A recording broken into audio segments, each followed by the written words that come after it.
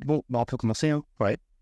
Donc, salut à tous, bienvenue sur SaaS Maker. Aujourd'hui, on est avec François Guillaume, qui va nous Salut. parler. On va parler tous ensemble d'un sujet qui est un peu important dans le SaaS, c'est comment passer de 0 à 1. Ce qui est intéressant avec toi, justement, François, c'est que tu as fait plusieurs SaaS et tu les as du coup amenés assez rapidement, j'imagine, à ramener Profitable.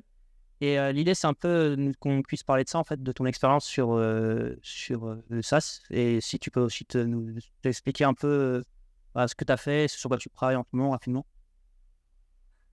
Très bien. Eh ben, déjà, merci d'être venu à la maison pour tourner cet épisode. François-Guillaume Ribro, du coup, j'ai 34 ans depuis hier, marié, 2 enfants. Merci. Bien. En termes de SaaS, je crois qu'on a fait le compte il y a quelques semaines, mais je crois que on doit être autour de 8 ou 9 SaaS qui tournent soit en indie hacker, donc peut-être qu'on parlera de cette définition-là, soit avec des associés, soit en mode grosse entreprise. Voilà. Et j'ai fait une étude classique, formation d'ingénieur. Tu as commencé le SaaS assez jeune, à 20 ans. Oui, c'est ça, en fait.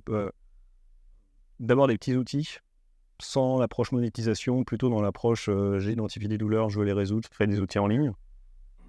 Donc c'est assez marrant parce que quand tu résous des douleurs, bah, du coup, après, tu es repris dans la presse. Il y avait un article sur Le Monde, c'était cool à l'époque.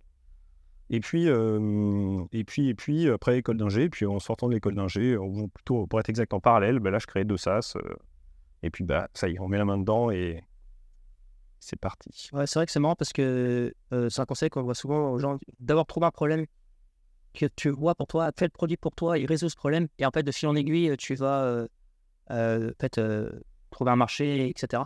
Ça me fait penser, il y a une boîte, là, j'ai écouté un podcast ce matin, c'est des mecs qui ont, je me souviens un peu du produit, mais en fait, ça fait de la transcription automatique. C'est deux types qui, AppyScribe, c'est deux types qui se mettaient à. Ils ont dû se taper, à faire le transcript d'une vidéo à la main. Et ce qui s'est passé, c'est qu'il y en a un qui était plus malin que l'autre. Il a au bout de 10 heures, il s'est dit, bon, on va peut-être l'automatiser, en 2017. Et donc, ils ont construit un petit MVP pour pouvoir créer, faire la transcription automatique sur la vidéo. Et en fait, c'est comme toi, en fait, ils s'attendaient pas. Au début, les gens l'utilisaient gratuitement, et puis à un moment, il y a un mec de la presse qui a commencé à écrire un article sur eux. Ouais. Et ils se sont dit, oh, pourquoi pas, à écrire l'article. En fait, le mec était assez connu, et ça leur a amené beaucoup de trafic après depuis Twitter. Et puis à un moment, ils se sont dit, bon, écoute, on va pas chercher de job, finalement, on va travailler là-dessus. Et puis ils ont comme ça. Bah, top. Mais en résolvant un de leurs problèmes, justement, Ouais. je pense un des points clés, finalement, quand on veut faire du SaaS, c'est peut-être trouver un problème et après résoudre. Mm. Que tu vois. Et du coup, rapidement, tu peux décrire les SaaS sur lesquels tu travailles, éventuellement ceux que tu as fait dans le passé, que je connais. Ouais. D'accord. On pourra couper ça au montage. Rapidement. Ouais, mais ouais, rapidement. Du coup, en sortant de l'école, je crée un premier SaaS. Je confonds un premier SaaS qui s'appelle Bringer. On captait ce qui se passait sur les réseaux sociaux. C'était en 2012. Et donc, c'était le moment où on voulait suivre ce qu'ils disaient sur Internet. Voilà. Donc, moi, à l'époque, j'étais le côté tech et je faisais de la tech pour de la tech. Donc, l'idée, c'était de capter en flux temps réel tout ce qui se passait sur les réseaux sociaux, d'enregistrer ça dans des bases de données, de faire des algos de machine learning dessus pour faire du qualitatif, de proposer ça à des dashboards, etc. Bon. Et du coup, donc ça, c'est le premier SaaS. Et puis, justement, en créant ce SaaS-là, on parle de douleur. J'avais besoin de stocker les données dans une base de données clé-valeur temps réel qui s'appelle Redis. Et je ne trouvais pas de logiciel open source qui me permettait d'administrer mes données parce que j'avais une trop grosse volumétrie, que ça changeait beaucoup trop. Et donc là, je me suis dit, bon, bah, je vais faire un SaaS, mais cette fois-ci tout seul, qui va s'appeler Redsmin, et ça sera le PHP-MyAdmin pour Redis, et ça permettra de faire de l'administration temps réel de Redis, du graphing, du graph temps réel sur les données qui sont dans Redis. Et là, j'ai mis le doigt dans l'indie hacking, en fait, malgré moi. Mais c'était pour résoudre une problématique que j'avais au travail. Et en même temps, là, je me suis dit, bon, bah, autant que je le monétise, quoi. Et voilà. Et puis ensuite, alors il y en a eu d'autres, il y a eu des échecs aussi. Mais ceux qui sont un peu plus connus, 2016, c'est Image Charts. Donc là, pour Redsmin, je faisais un système d'alerting. Ouais. Je l'ai déjà utilisé. Le monsieur est partout. Hein. Quand tu développes un truc en JavaScript, tu vas sur son NPM.js, t'as quoi, t'as 500 lignes. C'est un concurrent de Chartio, c'est ça un peu Image Chart? Oui, peut-être, oui. Ouais. Oui, puis en NPM, ouais, peut-être 500, oui, 400, 400 et quelques. Ouais. Attends, là, j'ai un peu ralenti, mais ouais.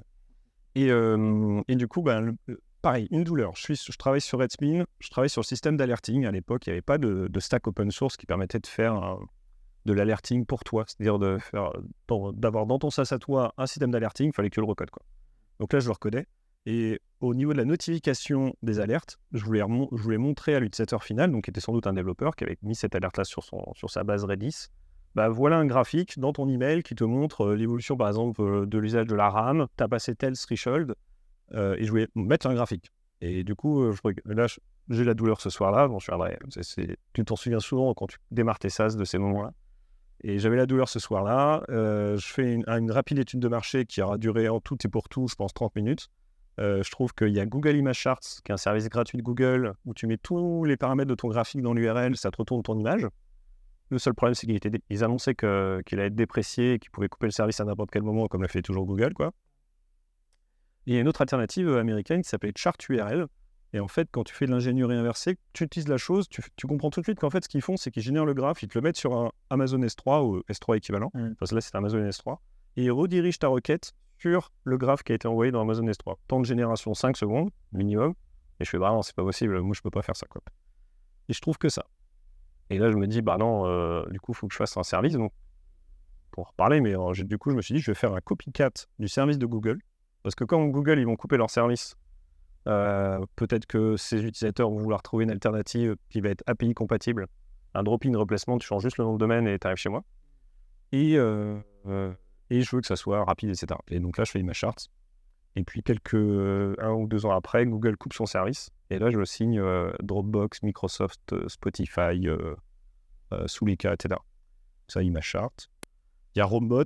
D'ailleurs, c'est pas bête ce que tu dis, parce qu'il y a un service qui a copié S3, qui est très connu pour faire du storage. Ah, c'est Cloudflare. Avec Blaze. En fait, ils ont copié l'API de S3. Ouais, Minio. Ouais, Ah oui, il y en a plein de sources. Ouais. C'était la même stratégie. Tu copies l'API d'un service payant et tu fais l'open source dessus. Oui, et en fait, tu récupères, parce que du coup, tu n'as pas de pain pour migrer. Ce qui est super malin en termes d'onboarding. C'est exactement ce qui s'est passé dans mon cas. On était sur S3 à la base et je suis passé sur Minio. C'est une transition. Et ouais, tout à fait. En une après-midi, c'était fait. Après, le cas de S3 est intéressant parce que finalement, Amazon crée ce service-là, ça devient un standard. Après, on a plein d'autres services cloud qui le copient. Et puis après, on arrive à la commoditisation de ça et avec Minio qui fait une alternative open source, alors qu'avant, il y avait des progiciels qui implémentaient tous l'API de S3 aussi. Mais Minio, c'est clair que... Ouais. D'ailleurs, j'ai une question, parce que là, quand tu imagines, t'as Dropbox qui vient de voir, quand même, et du scale, quoi. Tu fais comment, en fait, quand t'es tout seul pour faire de l'enterprise d'un coup? Ça doit être un peu particulier ou... En fait, en vrai, je pense qu'il faut partir du principe que quand tu fais du SaaS et que tu es tout seul, tu vas constamment découvrir d'être en zone d'inconfort constant. Voilà, on va dire ça comme ça. Et alors, du coup, après, c'est assez marrant quand tu parles à des grosses boîtes qui commencent à arriver sur l'international en SaaS. Parce que toi, tu t'es tapé tout seul les problématiques qui sont en train de se taper, genre les formulaires W8, ça parlera à ceux qui sont dessus en ce moment. Et toi, tu es tout seul en train d'essayer alors que tu n'as pas de service juridique en interne, etc., quoi. Bon, bref. Donc, non, mais Dropbox, ouais, non, mais c'est quand tu rencontres. En fait, quand tu le fais, tu te dis, moi, je veux signer Dropbox. Donc, tu fais ce qu'il faut. Et après coup, quand tu regardes comment ça marche dans une entreprise traditionnelle, comme d'habitude, on a fordisé la chose et tu as des experts de X, Y et Z. Et puis, il faut que tu ailles voir l'expert et puis tu as des réunions, etc. Alors que toi, tu as fait ça le soir. Ça me fait penser à un truc marrant, c'est... moi, j'ai une API d'entreprise, justement. Et en fait, la première fois, il y a une boîte néerlandaise qui vient me voir et qui me dit, tiens, il faut que tu me signes un contrat, etc. Moi, j'ai un peu peur. Je me dis, ça se trouve, il y a un embrouille et tout. Si je le signe, ils vont m'attaquer. En fait, ils voulaient du SL, du pain et boulet. En gros, je sais pas, c'était un truc, contrat basique d'entreprise qui font signer à tous les utilisateurs, tous les services externes que la boîte utilise. Donc, je la signe, je l'envoie. En fait, les mecs qui me payaient, en fait, je les ai gardés et ils m'ont plus jamais posé de problème. Ça, moi, avec Ça peut faire peur un peu quand tu te balances des contrats, parce que tu te dis, est-ce qu'il n'y a pas une entourloupe derrière? De mon côté, avec le scale qu'on a, en fait, j'ai toujours refusé de signer les contrats. Ce que m'envoyaient les clients, on n'avait pas de service juridique. J'ai toujours refusé de les signer. Parce qu'il y a un moment, en fait, tu vas manquer une ligne, tu vois. Ouais. Tu vas signer un truc qu'il ne faut pas signer. Aujourd'hui, on a tendance à le faire, on a plus de temps, on a des personnes qui l'étudient. Mais quand tu commences ta boîte, il y a beaucoup de clients qui te demandent de... Okay. Et parfois, certains clients te demandent de signer des choses. Tu vas pas les signer, ils vont quand même travailler avec toi, tu vois. Tu fais aussi des clients aussi, des fois. Pour leur boss, service juridique, c'est OK, on a... Ah oui. Ouais. Et c'est pareil, ouais. On parle des contrats, mais tu as aussi après les plateformes d'achat. Ouais. Quand j'ai signé Microsoft sur Dropbox, fallait passer par une plateforme d'achat qui était un système Oracle où avec 18 étapes, enfin un truc insupportable dont on... Ouais, t'en as pour 1 heure, quoi. Ah ouais, non mais ouais, même plus. Mais après, comme ça, t'as signé Microsoft, tu peux mettre ça sur ton Ouais. truc, quoi. Donc Et ça, par contre, c'est un plus pour l'acquisition, ouais. Et du coup, qu'est-ce que tu as fait des autres SaaS qui ont fonctionné parce que tu gères pas autant de SaaS aujourd'hui? Eh ben, Venu de Redsmin. alors Redsmin, j'ai revendu Ouais. en 2000, Covid, on avait marre de Redsmin. Et mais les autres, ils tournent. Par exemple, Promebot, là, Ouais. on en parlera peut-être sur l'équilibre quand tu fais du indie, du indie et puis tu as toute j'allais dire l'activité de familiale, mais c'est pas une activité, mais voilà. Comment tu compenses? Nous, on a défini avec ma femme des règles très strictes là-dessus. c'est intéressant, ça. Ouais. Ça, je trouve qu'on n'en parle pas assez, mais c'est vrai. quand on en parle en off, comment tu fais pour... Bref, donc on peut en reparler. Et donc, un week-end, là, je lui dis, j'ai une vraie douleur, bon, on n'a pas grand-chose de prévu. Est-ce que, exceptionnellement, là, t'es OK pour que je bosse tout le week-end sur un sujet, je fais un SaaS et on va gagner des monts et merveilles, etc. Bon, en vrai, on en reparlera après, on va rigoler, mais bref, j'avais une douleur. C'était que mon second cerveau, j'utilise un personnel knowledge management qui s'appelle Rome Research. Et en fait, il n'est pas connecté avec n'importe quoi, en fait. Il n'y a même pas d'API. Là, ils ont juste sorti une, mais bon. Et donc, moi, j'avais fait de l'ingénierie inversée et je savais que je pouvais créer un SaaS qui allait permettre de connecter cet outil-là avec du Zapier ou du Make. Et j'ai juste fait ça. Et en 4 jours, j'ai codé from scratch l'intégralité du SaaS et dès le début, j'ai mis toutes les contraintes que je savais. Tu vois, genre le paiement dès le début, tu as un business model dès le début. Tout est automatisé. Ils peuvent s'inscrire, se désinscrire, ça passe jamais par moi. Et en fait, l'idée, c'est que ça réponde à mon besoin. Et en même temps, s'il y a des gens qui veulent l'utiliser, voilà. Aujourd'hui, là, à date, là, il doit faire 500 € de MRR, mais en bénéfice, par mois, c'est 450. Parce que c'est un serveur sur Scalingo qui... Ça va. Donc ça va, et tu te dis, en fait, en 4 jours de boulot, tu as fait l'équivalent d'un loyer à peu près que tu aurais d'un appartement. Ouais. C'est ça que j'aime bien moi, avec le SaaS d'ailleurs, on n'en parle pas trop, mais en fait le SaaS c'est absolument génial parce que déjà rien que le système. Alors tu as 2 trucs que j'adore dans le SaaS. Le premier point c'est que tu as du review, donc tu as des gens en fait des fois qui continuent à utiliser ton produit, en fait tu t'entends fait parler mais quand même et surtout c'est quand même un business model qui est assez particulier parce que tu as des mecs qui peuvent payer upfront une année où ça te file de la trésorerie d'un coup, ils ont toujours rien utilisé et derrière cette trésorerie tu peux la réutiliser en fait pour l'acquisition ou ce que tu veux en fait. Il y a d'ailleurs quelque chose que je remarque moi, c'est en décembre, il y a beaucoup de personnes qui veulent payer upfront. C'est pour décaisser de la trésorerie pour éviter l'impôt sur les sociétés. C'est pas tout à fait légal de faire ça normalement puisque le service, tu es censé le prorater sur l'année fiscale. Mais en fait, on peut se servir du mois de décembre pour upsell les customers sur des plans annuels, par exemple, un peu discountés. Parce que tu sais qu'il y a beaucoup de boîtes qui vont vouloir décaisser la trésorerie à ce moment-là. Et j'ai vu un truc super smart aussi la semaine dernière. Les mecs de Wallaxy, en fait, ils ont ils ont une technique pour le Black Friday. Ils ont 50% sur le plan annuel. En fait, ils se sont rendus compte que les gens qui utilisent Wallaxy, ils utilisent pendant 4 mois. Okay, donc pendant 4 mois, je sais pas, ça veut dire ça coûte, mais 30 balles, ils comptent 120 €. Et en fait, du coup, le fait d'avoir mis leurs 50% sur le plan annuel, c'est comme s'il y avait une lifetime value du coup de 6 mois. Et il y a plein de gens qui de toute façon, ils auraient payé que 4 mois, qui passent sur ça. Et ils font énormément d'argent. En fait, c'est même c'est sûrement la boîte, pour moi, en France, qui a capitalisé le mieux sur le Black Friday. C'est devenu quasiment un truc qu'ils maîtrisent. Ils font ça depuis des années. Et ils font, c'est ça, leur technique, c'est Black Friday, 50% sur le plan annuel. Et c'est pareil, justement, ça leur amène énormément de trésorerie. Et c'est leur 13e mois, en fait. En 3 jours, ils font ce qu'ils font en un mois. C'est ça. L'effet psychologique d'acheter quelque chose sur du long terme alors que tu le consommeras pas. Surtout, il y a un autre point important, c'est quand tu fais ça, c'est que le mec qui utilise ton produit, il l'a payé pour 1 an. En fait, il va faire plus d'efforts à prendre ton produit et à essayer de mieux voir un peu comment il va pouvoir capitaliser.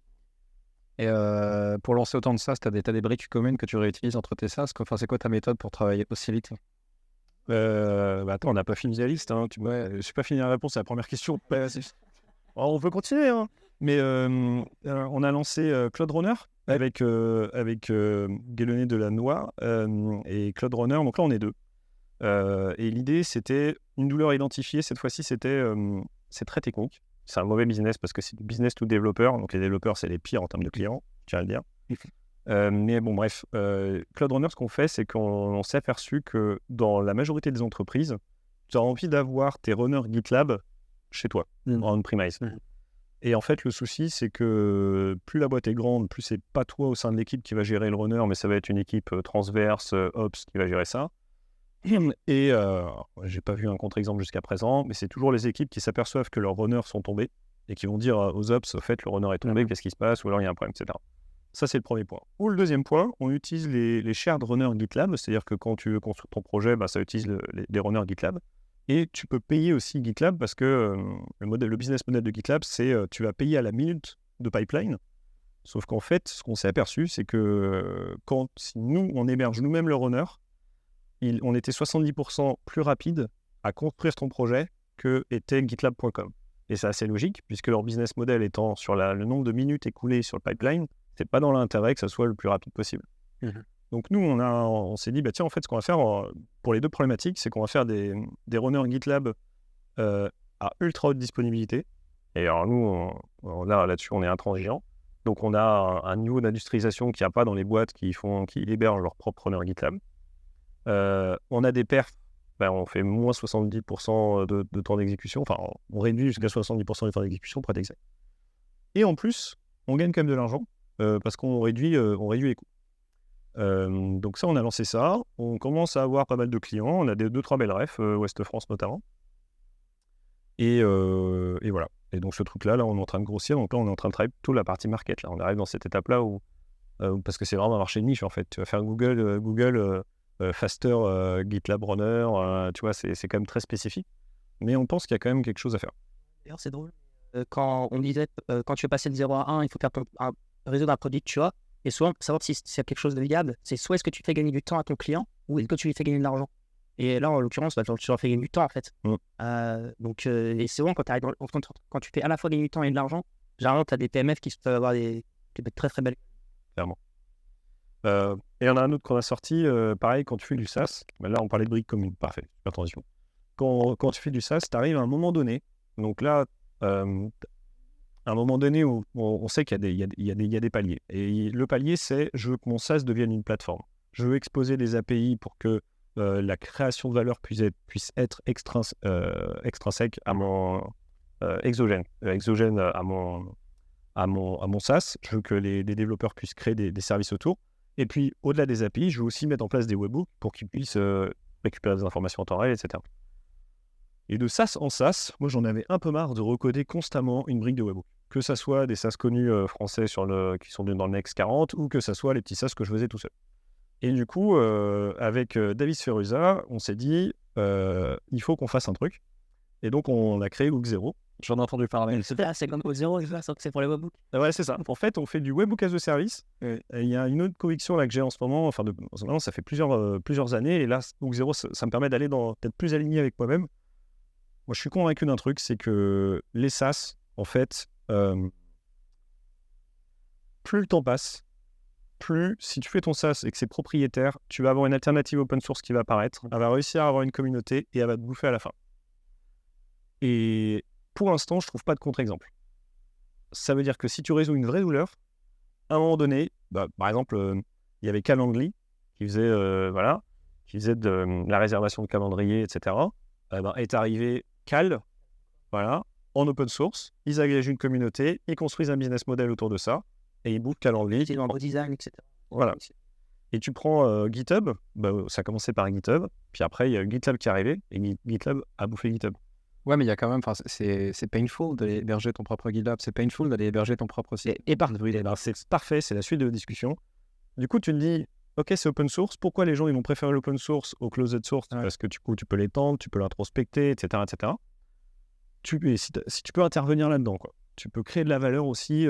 GitLab, tout le système de schéma, plante UML, etc., ça a été implémenté par un Allemand, quoi. Ça n'a pas été fait par l'équipe de GitLab. Mais il y a quand même ce problème mais j'ai pas envie d'avoir, moi, à gérer toutes les montées de version de tous les logiciels, les self-hosted, etc., ça me saoule. On l'a tous fait. Voilà. C'est l'enfer. C'est l'enfer. Donc, vient la notion de SaaS, Software as a Service. Et donc là, moi, je trouve que ça me semble plus cohérent. Alors, je sais qu'on va parler d'autres là où ImageChart, tu vois, par exemple, c'est pas open source. ImageChart, c'est un Américain qui s'est dit, moi, je vais faire d'alternatives open source. Et le mec grimpe, en fait. Il a une qualité de service sur son SaaS qui est moins bonne que ce que j'offre. En tout cas, moi, c'est ce que j'observe quand j'ai mis des sons sur ce qu'il a fait. Et puis son code, moi, là, je peux l'introspecter, donc je peux comparer les deux en termes de fiabilité de couverture de test, etc. Voilà. Mais néanmoins, il a quand même réussi à agréger une communauté. Et de manière, si je prends du recul, je me dis, j'aurais dû dès le début, moi, lancer en open source. Donc, c'est le côté antifragile, de résilience, du fait de partir dans l'open source, d'accepter que tu vas peut-être te grappiller un peu de revenus parce que tu as des personnes qui vont utiliser la version open source. C'est ça.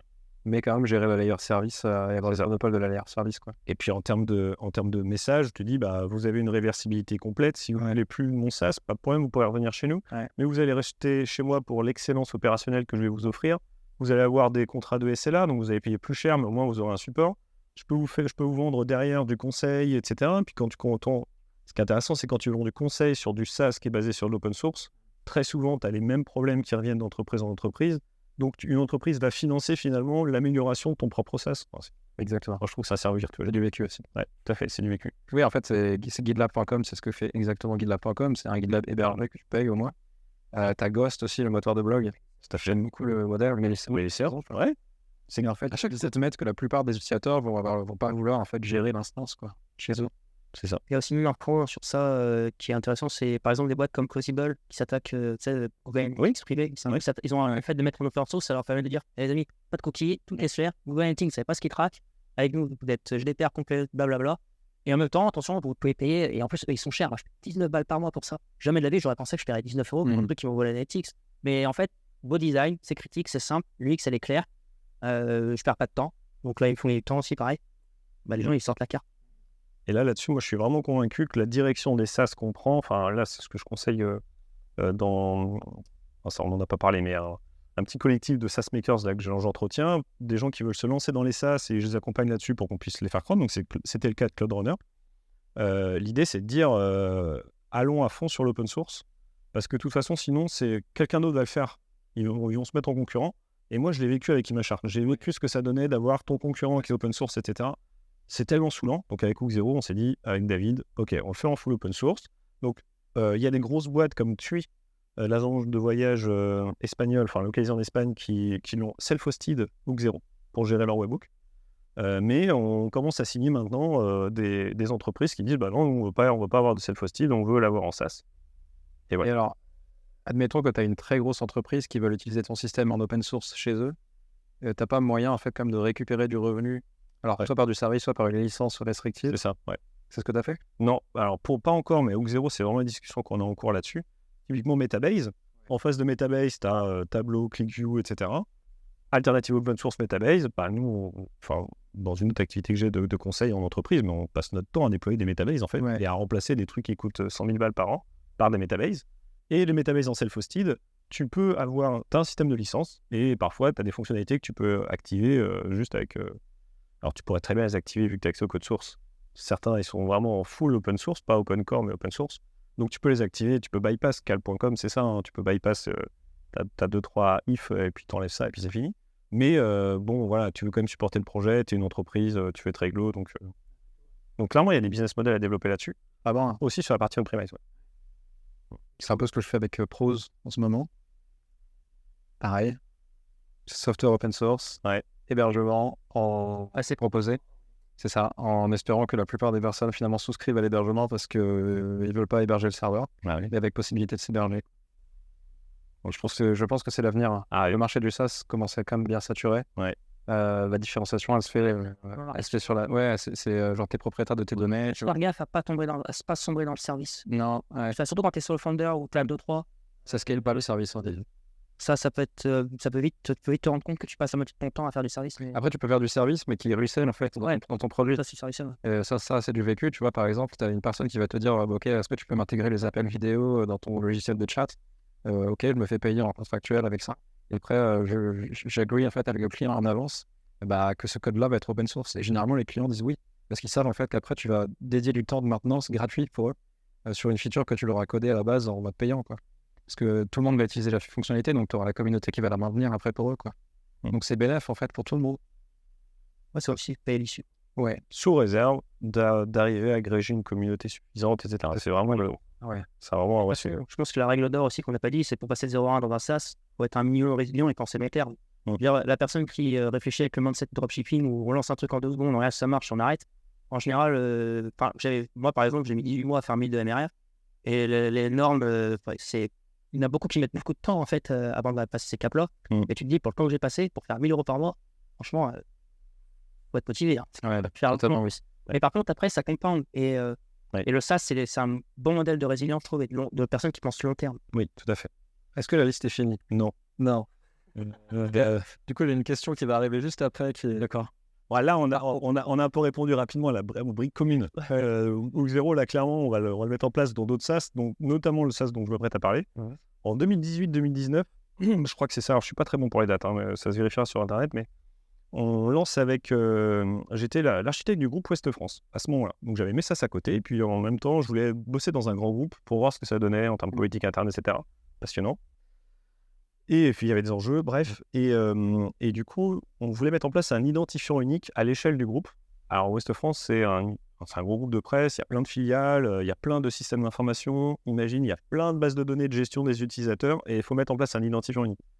Qu'est-ce que fait un architecte? Il dit, je ne vais pas prendre des solutions progicielles, je ne vais pas prendre des boîtes noires, c'est intestable, je peux pas les... Oui. En termes d'API, c'est toujours très limité, je ne peux pas les étendre, etc. Forcément, on cherche des alternatives open source. On tombe sur Keycloak, qui permet de faire de l'IAM, donc Identity and Access Management. Et on se dit, c'est parfait, Banco, c'est ce qu'il nous faut pour Ouest France. On déploie le truc. Donc là, on arrive sur le sujet de self-hosted, d'aller gérer le logiciel open source en interne. Et on s'aperçoit de tout le bordel que c'est à la fois à étendre. Si tu veux l'étendre, envoyer une nouvelle version de tes extensions et que ça soit toujours en haute dispo, tu as beaucoup d'automatisation à mettre en place. Faut que tu recodes un rolling update en fait. Si les montées de version, j'en parle pas, etc. Et là, avec un archi à ce moment-là, Sébastien Brousse, on se regarde et je lui dis, non mais là, il y a un truc là. Il y a une grosse douleur. Je vois d'autres entreprises, parce que je continue à faire du conseil à côté, je vois d'autres entreprises ont les mêmes problématiques. Tout le monde essaye d'avoir un identifiant unique parce qu'on était à l'époque où RGPD se lançait et tu as besoin d'associer un identifiant unique pour être plus facilement capable d'exercer les droits de récupération des données associées, etc. Donc les grandes entreprises, ça y est, elles ont compris qu'il y avait besoin un peu d'urbaniser le système d'information. Et donc on se dit, ok, Banco. Et là, un soir, on a fait une conf là-dessus qui s'appelle Rex Lean, comment on a créé un SaaS rentable en 6 mois. C'était il y a 1 an au Brestcamp. Et donc on explique toute la méthode et tout. Et donc bref, on se lance là-dedans, on crée cloudiem.com. Et là maintenant Cloudiem, c'est devenu une vraie entreprise là, du coup. Là, on a des employés, on est une dizaine de personnes. C'est full bootstrap. On a été rentable dès le 6e mois. Mais ça, c'est mon approche un peu... c'est mon approche indie hacker, clairement. Moi, je fais pas de trucs. Le indie hacker, alors c'est marrant, parce que je donne une conf la semaine dernière au Brestcamp sur un Rex indie hacker, sur ImageArt du coup. Et donc, la slide sur le indie hacker, j'ai demandé à ChatGPT comment tu écris ce que c'est un indie hacker. Et moi, j'ai adoré sa définition, parce que c'est soit un individuel, une personne, un individu ou une ou deux personnes qui veulent créer du software, le vendre, et qui, dans un objectif de développer leur liberté et leur autonomie financière. Donc, on est clairement sur Tim Ferriss et ses revenus passifs, etc. Donc, fuir tout simplement le CDI. Clairement. C'est ça. Clairement. Être maître de son destin. C'est Peter Levels qui est vraiment au top de cette vague-là, quoi. Ouais. Je pense qu'il a inspiré toute une génération. Clairement. Peter Levels, le fondateur de Nomad List, qui est arrivé très tôt dans la vie de digital nomade. Bon, lui, il y a tout le lifestyle aussi. C'est plus le lifestyle, c'est plus Tim Ferriss qui est avec son concept des muses, en fait, c'est un peu la popularisé. Après, les muses, comme tu dis, en fait, Cloud IAM, ça a bien marché, mais c'est aussi 10 ans d'expérience avant, de tout un tas de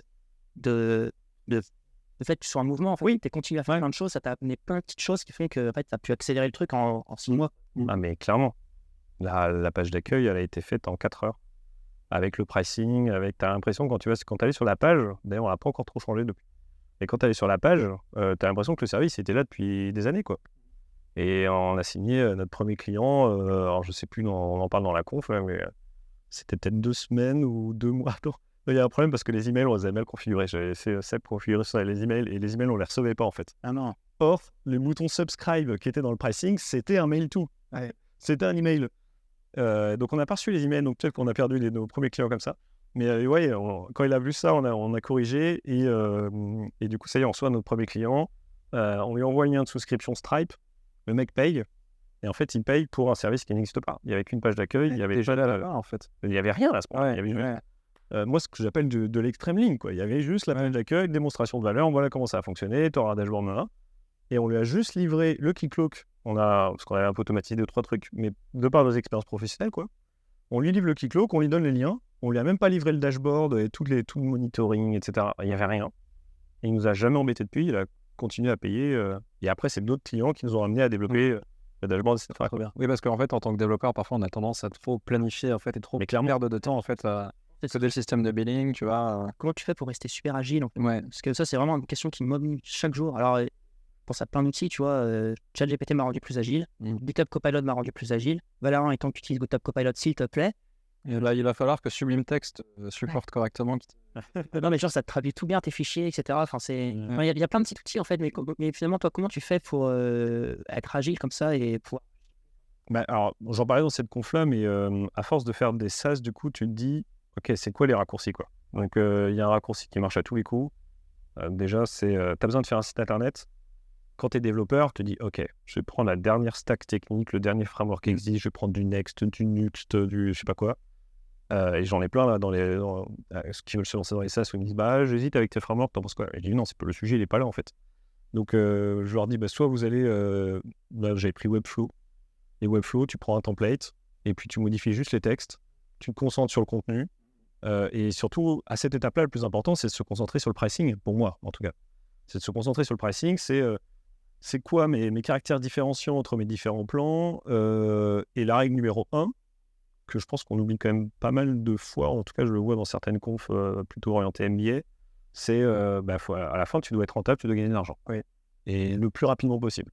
Parce que si tu es vraiment sur cette phase de bootstrap, t'as pas fait une levée de fonds et puis t'as pas de l'argent magique qui tombe. Je retiens de ce que tu dis, c'est index.php. Oui, tu vas me ramener sur Bitter, mais oui, c'est un peu le truc. Comment je fais le plus simple? Moi, page d'accueil, pricing, je demande déjà aux développeurs qui veulent faire du SaaS de se concentrer là-dessus. Parce que clairement, là, ils sortent de leur zone de confort et c'est comment je vais le monétiser. Et dans leur pricing, tout en bas, soit ils ont tout à droite le custom plan là avec un mail to, parce que tu sais pas, comme tu sais pas ce que tu sais pas, ça va être bien, les clients, les prospects vont pouvoir te dire tiens, en fait, moi j'aimerais ça, et toi tu vas dire ok, ça coûte tant, et puis tu l'implémentes. Et puis les autres plans que tu as déjà anticipés, là en fait, tu te crées un compte sur Stripe. Maintenant il y a des équivalents européens que j'ai pas encore testé, mais j'ai listé, je pourrais donner un s'il faut. Les Molly, etc. Hein? Alors Lagos, lui, il est plutôt sur billing. Ah mais Lagos, c'est encore un exemple d'alternatives open source pour gérer du billing. Incroyable. Mais on est vraiment dans cette transformation-là. Bref, on revient au point d'avant. Et donc, dans les boutons de subscribe, là, dans Stripe, on peut faire un subscribe link. On crée les plans, un abonnement. Donc, c'est n'importe quel humain peut faire ça. Et là, on est plein, on fait ça. Ils créent le lien de souscription, ils le mettent dans un bouton, ils envoient leur page d'accueil, fini. Et en 4 heures, c'est fini. La home de CloudIM, ça durait 4 heures, et Rombot, ça a duré beaucoup moins de temps que ça. Rombot, pour revenir sur ce que tu disais, c'est un plan unique dans Stripe, je le mets à 8 € par mois. Je dis, de toute façon, ça me coûte tellement rien que 8 € par mois, déjà, pour faire du volume, si tu veux. Tu vois, c'est pour ça que là, on est à 500 de MRR. Mais 8 € par mois, et là, maintenant, ce que j'ai fait, c'est que je l'ai fait payer à l'année. En fait. Et comme ça, d'entrée de jeu... T'as une gestion un peu, t'as comme une gestion manuelle, genre tu... Non, là, plus du tout. J'ai Webhooks, du coup. Ouais, j'ai tout automatisé, là. Parce qu'à la base, en fait, c'est toi, humainement, qui venais changer quelque chose dans une base de données. Sur ImageChart, ouais, et d'ailleurs, c'est toujours le cas. Ok. Sur ImageChart. Et ça me saoule de maison en plus, là. Mais sur Rombot, là, c'est vraiment full automatique. Ils souscrivent, tout de suite, ils peuvent utiliser le service, ils se désinscrivent automatiquement. Ok, donc très lean, quoi. Ah ouais, au maximum. Ouais. Au maximum. Et c'est une erreur que les développeurs font. Bah oui. Surtout quand t'es passionné et que tu aimes passer du temps sur les tâches un peu mondaines. Les devs, ce que je vois, c'est que en parallèle de tout ça, là, je donne des cours depuis 10 ans en école d'ingé, justement pour les transformer, pour essayer qu'ils n'aillent pas dans des sociétés de services en mode CDI pépère, mais plutôt qu'ils aillent créer des SaaS, résoudre des vrais problèmes et développer leur patrimoine personnel. Oui. Parce qu'on en revient au Tim Ferriss et des... Moi, une des raisons aussi pour lesquelles j'adore le SaaS, c'est que je passe du temps avec ma femme. Et quand j'aurai des enfants plus tard, je sais que je pourrais passer encore du temps. Et ça, à la fin de notre vie, je pense que c'est un peu priceless, tu vois. C'est clair. Mais bon. Ah non, mais si, clairement. On fait une parenthèse dans la parenthèse. mais il y avait un article du New York Times il y a quelques années qui m'avait énormément marqué, où c'était le top 3 des regrets des personnes sur leur lit de mort. Et le numéro 1, c'était j'ai pas passé assez de temps avec ma famille. Et bah ouais, quand tu fais métro boulot dodo, ou tu fais périph boulot dodo. Et le temps que tu passes, t'es fatigué en fait. Ouais, Tu l'apprécies pas autant que. c'est ça. Du coup, pour rebondir à ça, ça veut dire que ta vie, en fait, elle est pas très routinière, c'est ça? Non. Chaque journée est différente. Tu passes du temps sur un projet donné, genre le lundi, le mardi, tu changes de projet. Ouais, alors là, notre échange, il est sur les SaaS, mais il y a d'autres activités à côté. Ouais. Mais il y a certaines activités comme City as a Service que je continue à faire parce que je trouve que c'est essentiel et ça me permet d'aller faire des choses que je peux pas faire quand je suis en SaaS ou dans nos boîtes à nous. C'est du conseil? C'est, j'aime pas ce terme-là, mais en gros, on va dans des boîtes qui ont soit un problème d'aide technique, et ils ont tout essayé avec des CDI en interne ou des grosses boîtes externes qui sont bien connues en France, et bien sûr, elles n'ont pas fait leur boulot. Ou l'alternative, ils ont des outils internes, mais ils savent pas qu'ils peuvent les transformer en SaaS. D'accord. Et moi, j'aime bien trouver les deux en même temps. Ouais. Donc là, je travaille avec 2 filiales du groupe Ouest France. Il y a une autre boîte en Vendée avec laquelle je bosse là-dessus. Et donc, ça, je le fais par exemple 2 jours semaine. Par exemple, le mardi, mercredi, je sais que tous les mardis, mercredis, je interviens là-dedans. Par contre, le lundi, jeudi, vendredi, là, du coup, j'ai d'autres choses. Donc, ça va être du Cloud IAM, ça va être du... ça varie, en fait. Ça va être des confs, ça va être... En fait, tu fais un peu la semaine de 4 heures sur chaque projet, quoi. Ouais, peut-être. Ouais, c'est peut-être un peu... C'est une bonne façon de résumer, ouais. Et du coup, en fait, justement, en parlant de tous ces projets, comment est-ce que toi, tu fais pour ne pas te fatiguer, ne pas burn out? Enfin, c'est quoi ta méthode? Ouais. Parce que ça, c'est des problèmes que les entrepreneurs... Enfin, je l'ai vécu, hein, quand on passe trop de temps sur un projet, on a tendance à... Il y a la passion d'abord, on arrive à tenir, tu vois, il y a l'adrénaline. Et après, en fait, sans te rendre compte, petit à petit, tu te fatigues et tu tends vers le burn-out, mais tu t'en rends pas compte. Et c'est vraiment très spécial de commencer un projet parce que c'est ta passion, tu vois, et en finir dégoûté. Ouais. Et comment, enfin, c'est absolument important, tu vois, d'organiser sa vie de façon à ce que tu ne te dégoûtes pas de tes projets. Alors, toi, comment est-ce que tu fais? Parce que il y a beaucoup de choses que tu fais et c'est quoi ta méthode? Alors, ok, on va mettre... ça va être un peu tranché, ce que je vais dire. Ok. Quand j'ai rencontré du coup Audrey, ma femme, quelques heures après le début de notre rencontre, j'ai dit, moi, dans la vie, j'aime créer. Moi, c'est là où je m'éclate, c'est créer. Je vis pour ça. Et créer, résoudre des problèmes. Quand tu résous des problèmes, tu as cette palpitation, c'est incroyable. Et quand tu aides les gens qui ont des problèmes, mais alors, à la fin, à la fin de la journée, tu as l'impression que tu es le roi du monde, quoi. Ça, je vis pour ça, moi, ces moments-là. Bon. Et en même temps, je sais très bien que si je le fais trop, je me mets tout seul, je m'isole. Oui. Et je m'aperçois, même si j'ai un peu ce côté tendance autistique diagnostiqué, quand tu t'isoles trop, du coup, tu deviens triste, tu vois plus les gens, parce que l'homme, avant tout, c'est un animal social. Oui. Du coup, à ce moment-là, je me dis, bon, il faut trouver un équilibre. Et donc, l'équilibre que je lui avais proposé, qu'on a toujours, c'est la semaine, le soir en semaine, j'ai le droit de bosser. Par contre, le week-end, ces week-ends, c'est famille. Il n'y a pas d'ordinateur, il n'y a aucun écran. Modulo les urgences, quoi. Modulo les urgences, les astreintes. Ouais. Mais tu fais tout après, comme c'est tes boîtes, tu fais tout pour que ça soit full résilient, full automatisé. Et tu découvres les concepts de chaos engineering avant même que ça ait été théorisé. Tu découvres les concepts du temps de Bringer, je découvre les concepts de microservices avant même que ça soit théorisé, etc. etc. Mais en fait, c'est oui, parce que tu tires la pelote de laine. Bref. Donc en fait, c'est intéressant. La société a déjà inventé les week-ends. Toi, tu les utilises. Et that's it, quoi. Et en fait, là, on est en train même de changer la règle en se disant, en fait, c'est con qu'on prenne les week-ends parce que pourquoi pas plutôt prendre le vendredi? Parce que Audrey aussi, elle est entrepreneuse, donc pourquoi pas prendre juste les vendredis? Au moins que tu es le vendredi, parce que sinon, tu es avec tout le monde le week-end, samedi, dimanche. C'est vrai. Tout le monde sort, etc. En fait, pourquoi est-ce qu'on est obligé de suivre ça? Tu travailles... bref, donc il y a ce premier point qui est déjà équilibre pro-perso. Puis le matin, le midi et le soir, moi, je vois mes filles. Tu travailles de la maison? Je travaille de la maison majoritairement, quasiment full remote. Les clients sont un peu partout. Alors, pour les SaaS, tous les SaaS, je les fais dès le début à l'international. Ça, c'est un point aussi qu'on n'a pas dit, mais Cloud IAM, on a que 30% de nos clients qui sont en France. Hein. Tout le reste, c'est international. Image Chart, c'est Je dois avoir 2-3 clients français, EDF, etc. Mais sinon, le reste est international et ça me va très bien. Oui. Et donc, du coup, pourquoi je parle de ça, les clients internationaux? Pour le fuseau horaire, peut-être. Ouais, pour les fuseaux horaires, en fait, bon, du coup, tu peux vraiment faire à ton rythme. Et puis, les seules problématiques à gérer, ça va être les astreintes. Voilà, vraiment, c'est le truc. Tu vas avoir des services de disponibilité, tu dois gérer les astreintes. Et est-ce que, en fait, du coup, le fait de faire plein de projets comme tu fais, c'est pas une façon de garder l'intérêt sur chaque projet, tu vois? Parce qu'en fait, je parlais du burn-out quand tu ne fais à 100% de ton temps qu'un seul projet. Ouais. Même si tu gères très bien ton temps, par exemple les week-ends, etc., il y a un moment, tu vas quand même te burn-out du projet. Moi, je suffoque si je fais toujours la même chose, ouais. Et du coup, d'ailleurs, c'est intéressant parce qu'on parlait des douleurs tout à l'heure. Finalement, une douleur amène un SaaS qui résout un problème d'un autre SaaS que tu as déjà. En fait, on peut voir ça comme ça. Ou Xero résout le problème des webhooks, que j'avais déjà du temps de Redmine, du temps de Bringer, que j'avais du temps de CloudIM, etc. ImageArt résout le problème de génération d'images dans des emails ou des PDF, tu vois. Donc, ça rentre comme ça. Et ça te permet aussi, comme tu le disais, après, de faire des ponts, quoi, de se dire, ouais, tiens, toute ma supervision, avant, elle était sur Uptime Robot, enfin, en tout cas, la partie gestion de l'Uptime.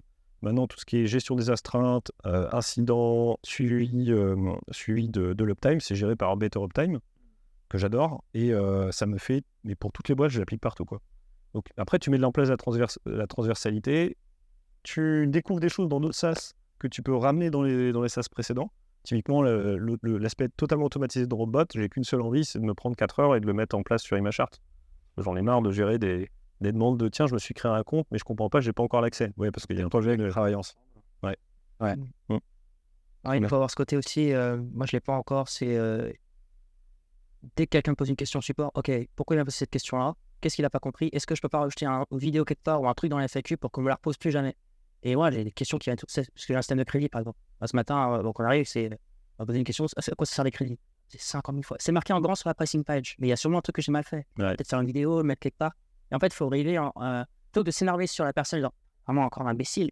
Il dit non, il y a des trucs qu'il n'a pas compris, et t'es dans cette logique toujours d'automatiser. Pour ça, tu as les fonctionnalités d'AI sur ton support client qui viennent de sortir. Moment autoprendre. Mais après, il y a des questions que Encore une fois, là, on parlait des side projects justement, parce qu'on a fait chez Crisp, du coup, pour le logiciel de support client. Pour les fonctionnalités AI qu'on fait tourner chez Crisp, on a développé une plateforme complètement à part qui s'appelle Mirage. Tu m'as dit, ouais. Complètement gérée à part, avec un billing séparé, un dashboard séparé, une API séparée. Et ça, comme on disait, genre, c'est le fait de changer de projet comme ça du jour au lendemain. Ouais. Moi, ça me garde motivé. C'est pour ça que je te posais la question. Est-ce que finalement, c'est des constantes entre les entrepreneurs ou est-ce qu'il y a différents types d'entrepreneurs où il y a des personnes qui réussissent à rester focus tout le temps sur le même projet? Moi, j'essaye de pas être comme ça, justement. C'est-à-dire que, en fait, il y a deux types. Alors, il y a les personnes qui vont toujours faire plein d'autres choses et qui, du coup, vont relancer d'autres produits et avec plein de produits différents. Tu as d'autres personnes qui se disent, un peu comme vous, par exemple, sur Crisp, ok, on va faire un helpdesk, donc ils se changent l'idée, ils font un helpdesk, ils l'intègrent, ok, LAI, on va faire. C'est des sous-produits dans le produit. Ouais, c'est ça. Dans le produit. Et tu as le troisième type de personne qui va être, ok, je sais que c'est tellement la merde de faire ça que je vais. D'ailleurs, c'est le premier conseil qu'il m'a dit quand tu as un an. Je lui ai demandé à l'époque, j'étais jeune, c'était c'est quoi le conseil que tu donnes à un entrepreneur? Il m'a dit, écoute, mec, fais ça, parce que ça va tellement être la merde de faire ça, que si tu essaies de faire ça, ta tête elle va exploser. Et en fait, tu te dis, ok, quand t'es tout seul, c'est partie des règles du jeu. Il a raison. Je fais juste ça. C'est clair, ouais. Et en fait, tu restes focus. Et c'est tout le temps un combat au quotidien, tu vois. Et justement, c'est là où on arrive à un problème, c'est que moi, comment est-ce que je fais pour gérer la balance marketing et produit? Et ça, c'est un combat de tous les jours. Parce que je me retrouve à faire, ok, je vais juste faire le matin le produit. En fait, je fixe plein de trucs, ça prend plus de temps que prévu. Et le soir, en fait, 18h, elle a toujours pas fait de marketing. Et ça s'enchaîne. Je sais pas comment tu fais, toi, pour. Ah ouais, je suis vraiment un contre-exemple là-dessus parce qu'en termes de market, je pense vraiment être très mauvais. CloudIM, on en parle. On fait la landing, j'ai juste fait un tweet et après, Google a fait le reste en termes de référencement. SEO. SEO, ouais. Et ImageArt, pareil. Rombot, pareil. Donc, le seul truc que je fais après, c'est que j'utilise un outil qui s'appelle SEMrush qui coûte $2000 par an quand même. C'est pas rien. Mais en fait, comme après tu l'aplatis sur les différents SaaS, du coup, tu t'y retrouves. Et qui me permet d'avoir juste mes rapports tous les lundis sur l'ensemble des SaaS, sur mon positionnement, sur mon ranking. Et c'est juste là où je vois que j'ai des problèmes. Premier point. Deuxième point, le market, je le fais en mode lean. C'est-à-dire que quand j'ai demande sur le support, c'est toujours une opportunité, soit pour créer une page de documentation associée, soit pour mettre à jour le site, comme tu le dis. Et sur CloudIM, ça nous réussit vraiment très bien. C'est-à-dire qu'à chaque fois qu'il y a des demandes sur le support, que ce soit moi ou les associés ou des employés qui le font, si je vois, je continue à regarder un peu de temps en temps, si je vois que cette demande-là, elle a été traitée, on a fait une super réponse, on a bien expliqué tout, mais on n'a pas pérennisé ça, cette réponse-là. Elle va juste être en réponse à cette personne-là, mais elle ne va pas se retrouver dans la doc. Alors qu'en fait, il nous suffit juste de créer une page de doc pour dire, tiens, le multitenant sur Keycloak, comment ça marche? Et là, voilà les différentes manières qu'on a de répondre. Parfois, la doc, elle va faire pas le nombre de mots minimum requis par Google, donc on va avoir une alerte qui va nous dire, attends, t'as créé une nouvelle page et il n'y a pas assez de contenu. Et en vrai, moi, je dis, je m'en fous. Je préfère qu'on ait d'abord cette page-là. Et puis, itérativement, quand on va avoir d'autres contenus qui vont arriver, on va l'agrémenter. Et sur CloudIM, le trafic qui vient grâce à notre documentation est vraiment pas anodin, quoi. Sur Homebot, pareil, tu parlais des crédits. Moi, c'était je sais plus ce que c'est sur Homebot. C'est les manières de gérer les to-do, etc. Bref, à chaque fois que j'avais des questions, je mettais à jour juste la seule page du site internet, la page d'accueil. Et donc là, maintenant, il y a une FAQ qui est assez conséquente. Et alors, à l'inverse, du coup, j'ai eu de la chance parce que pour l'instant, les gens ne me reposent pas des questions qui sont présentes dans la home. En fait, il y a tellement une volatilité entre les gens qui sont très techos, qui sont très débrouillards, qui benchmark et ils vont chercher les trucs super pointus, et d'autres en fait qui lisent la landing page en 2 secondes et bien une question, ils te la posent alors qu'elle est sur la page de dessus. Ouais, tout à fait. Donc, il y a tellement une volatilité entre les deux. Et là, d'ailleurs, pour les questions récurrentes, Homebot, parce que c'est quand même du B2C, Homebot, du coup, c'est pas du B2D, c'est vraiment du B2C. Du coup, j'ai créé des règles dans Gmail pour que ça fasse des réponses automatiques. Dès qu'il y a certains mots-clés, ça fait la réponse automatique à ma place. Ça a l'air. Du coup, parce qu'il y a des gens qui demandent comment je fais pour me désinscrire. Ouais, ça, c'est classique. Ouais, mais moi, j'ai pas envie de passer la moindre milliseconde. Ouais, voilà. Et donc là, ils ont une réponse automatique qui dit « Je suis un bot, je réponds à la place de FG, nanana ». Ils ont la réponse, et le seul truc qui me reste encore à faire maintenant, c'est de valider si oui ou non ils sont désinscrits dans ce thread email-là. Ça serait top. Mais en fait, à date, ce que je peux dire, c'est que ça marche, en fait, ça. Du coup, c'est une manière d'automatiser. Ouais. Il y a ça.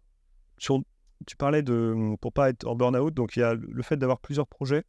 Moi, j'aime bien ça, mais tu vois, c'est un peu comme les UX, UI designers ou designeuses. Quand tu leur parles, ils aiment bien avoir plusieurs projets et pas juste être dans un seul sujet parce que ça te bousille ta créativité. Donc, plusieurs projets, ça marche bien. Et puis, d'autres choses qui marchent très bien, c'est, on le connaît tous, hein, c'est quand tu prends une douche et que là, ça fait 4 heures ou 5 heures que tu étais sur un problème, tu n'arrivais pas à débugger ou je sais pas quoi. Tu prends une douche en 2 secondes, ça vient. Une alternative. Maintenant, c'est la vraie tendance. Les deux. Je commence toujours par très très chaud et j'essaye progressivement de terminer sur la froide. Ouais. Ça fait la différence. Hein. Ouais. J'arrive pas à faire la tendance. Là, chez toi, avec la salle, pas dans la neige.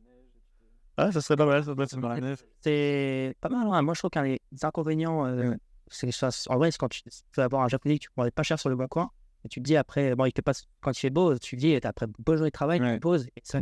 Donc ça t'arrive de prendre des douches en pleine journée juste pour la réflexion, quoi. Alors là, en ce moment, j'en ai plus besoin parce que j'ai pas des gros problèmes. En fait, juste en parlant avec Audrey, il y en a qui ont un canard sur leur écran. Moi, je parle à ma femme, ça marche très bien. C'est vraiment ton miroir, quoi. Puis l'autre point aussi, c'est, moi je le vois pas avec pas mal de devs, c'est l'hygiène de vie. Alors, on parle normalement, voilà, nutrition. On dit ça parce que peut-être, mais en tout cas, clairement, ça peut être perçu comme étant un discours condescendant, donc je vais faire attention à ce que je dis. Mais si je suis un être humain, que je reste assis toute la journée, que je fais pas de sport au moins 2 fois par semaine, que je mange à des heures variables et que je me couche à des heures variables, faut pas s'étonner que tous les matins, je sois fatigué. Oui. Et du coup, qu'en termes de productivité, je suis à la ramasse. Ouais, le corps adore la routine, oui. Notamment pour le sommeil. Ouais. Moi, quand on avait commencé sur Chris, il n'y avait rien de mieux que d'avoir des horaires fixes. Genre, je me levais à 6h du matin et je codais dans mon lit, tu vois, le matin. Espèce de routine, en fait. Tout à fait. Et le cerveau a compris, tu sais, genre, t'as les idées claires quand tu te lèves, t'as pas envie de le matin, c'est top. Et après, tu commences à avoir faim, t'es dans ton lit, tu vas prendre le petit-déj, tu prends ta douche à ce moment-là, et là, tu te remets à coder. Et dans la douche, finalement, t'as solutionné des problèmes que tu avais le matin juste avant. Par contre, les 22h, tu t'endors. Ouais. Et tu t'endors comme une pierre. Ouais. Et ça, je le fais plus aujourd'hui. Par exemple, j'ai beaucoup plus de difficultés à m'endormir. Moi, j'ai pas ce concept de routine, parce que vivre en ville, tout ça, on sort beaucoup. Et ça, en fait, c'est quelque chose qui était fondationnel, en fait, pour Crisp, parce que tu te transformes en super-héros, en fait, quand tu fais ça, quoi. Clairement. C'est que t'as un temps alloué tous les jours, Et en fait, tu compresses en fait du travail comme ça dans des slots de temps. Et à chaque fois, en fait, t'as quelque chose qui rythme tes journées. Donc, le petit déjeuner, la douche, tu vois, genre après ton repas du midi. Après, je sais pas, tu auras des activités forcées dans ta journée. Et t'as pas le choix. D'ailleurs, 2 choses. C'est vrai que sur ça, moi, je pense souvent. Ce que tu dis pas, c'est que tu commences tes journées à 6h Ouais. et que tu les terminé à 23h. 22h. Non, le sommeil est très important. Le sommeil. Parce que, en fait, ça, tu peux le faire pendant 1-2 journées et le faisais pendant longtemps. Non, alors, Et si je tenais, c'est parce que je dormais 8 heures, 7 heures par nuit. tout était. Et c'était garanti. Et je ne buvais pas de café, tu vois, après une certaine heure pour pas affecter mon sommeil. Pareil. Pas d'écran, etc. Donc j'avais une sorte de. Tu sais, j'avais un peu un process de. Et draconien et pas. Tu vois, où je tendais vers le sommeil. Par exemple, je lisais pendant une demi-heure, tu vois. Et je mangeais pas trop tard non plus, tu vois. Il faut vraiment beaucoup de discipline pour réussir, tu vois, à implémenter ça dans sa vie. Et j'ai un autre hack aussi qui est marrant. Je sais pas si ça vous parlera, mais en fait, des fois, quand tu sais que tu vas commencer ta journée, tu as des tâches vraiment difficiles à faire, pas très motivé. Donc, moi, les tâches, tu sais, c'était trop simple à faire. Ce truc de refactoring, et je regarde en fait. Et c'est toujours les premières tâches que je fais le matin. Mais je fais. Ouais. Moi, je sais, c'est moins dur de rentrer dans une journée où je sais que, ok, cette petite tâche, je vais faire besoin. Et en fait, une fois que tu es dedans, après, là, ça y est, tu commences. Alors, à l'inverse, moi, je faisais les tâches difficiles le matin quand c'était ultra chiant parce que en fait, ton cerveau est plein d'énergie, plein de bonne volonté, tu vois. Ouais. Et ça ne te paraît même pas difficile de faire ces tâches-là le matin. Mais encore une fois, c'est la personne qui essaye d'implémenter ce procédé-là, tu vois, dans sa vie. Déjà, tu sais si tu es une personne du soir ou du matin, après, ça se change. Ça change, ouais. Moi, le matin, là, aujourd'hui, j'ai plus ce rythme-là, je l'essaye. Je suis juste une grosse merde, en fait. Tu vois, à 6h du matin, là, je serai juste là, dans les vapes. Et en fait, c'est un process, il faut de la discipline, il faut réussir à tenir ce process sur plusieurs semaines. Et tu vas commencer à voir les effets, en fait, positifs. À partir du moment où tout ton corps, la machine se sera habituée, tu vois. Par contre, après, tu fais plus les soirées où tu te couches tard parce que tu tombes dans les vapes, en fait. Même l'alcool. Ouais, même l'alcool. Bah, en fait, là, nous, on est tous les trois en train de discuter en 2023, mais quand tu regardes les Grecs et tout ce que c'était l'ascétisme, qui était la recherche de la perfection, justement, en enlevant le maximum, en essayant d'être... en fait, on est là-dedans, en fait. C'est juste, si tu veux devenir un meilleur toi-même, bah, il va falloir mettre un peu plus de rigueur, etc. Alors, je sais que c'est pas du tout dans l'air du temps, non. Mais on est fête et tout, ok, très bien. Mais en fait, tu t'aperçois que ça dépend ce que tu veux dans la vie. Peut-être que tu as juste envie de faire la fête tout le temps et de toujours être en mauvais état physique, etc. Peut-être qu'il y en a certains qui sont toujours en très bon état physique en faisant la fête. Ça existe aussi. Mais bon, voilà, ça dépend des objectifs qu'on veut. Tu disais tout à l'heure qu'il y avait une vision de voir au loin. Moi, à 18 ans, je me suis dit, donc j'étais en Vendée, tu vois, petit-fils d'agriculteur, je me dis, bah moi, non, j'ai envie d'avoir une belle vie. Je m'étais dit, à 25 ans, il faudrait que j'ai 1 million, que je fasse 1 million de CA. C'est rigolo parce qu'on était tous pareils. Moi, j'ai pas réussi intéressant. Ouais, on était pareils. J'ai pas réussi, je me suis rapproché, mais j'ai pas atteint encore enfin si, là maintenant, mais avant, je l'avais pas atteint. Et du coup, bah, tu te dis, ok, mais comment je fais pour compter là, c'est pareil, on parlait des horaires de sommeil. Tu es obligé d'avoir certaines horaires de sommeil parce que ça correspond à ton boulot quand tu es CDI, parce que c'est normé dans ton contrat de travail, etc. À partir du moment où, du coup, tu es ton propre patron, même si en réalité, tu as toujours tes clients à la fin, donc bon, il y a quand même une relation, et ben, tu as le droit de choisir tes heures. Moi, il y a un truc que je veux faire depuis pas mal de temps, on en parle avec Audrey, c'est de suivre la courbe du soleil, en fait. Alors, toute l'année. Bah, essayons, ouais. Parce qu'en hiver, c'est-à-dire... Ah bah ouais, t'es beaucoup plus...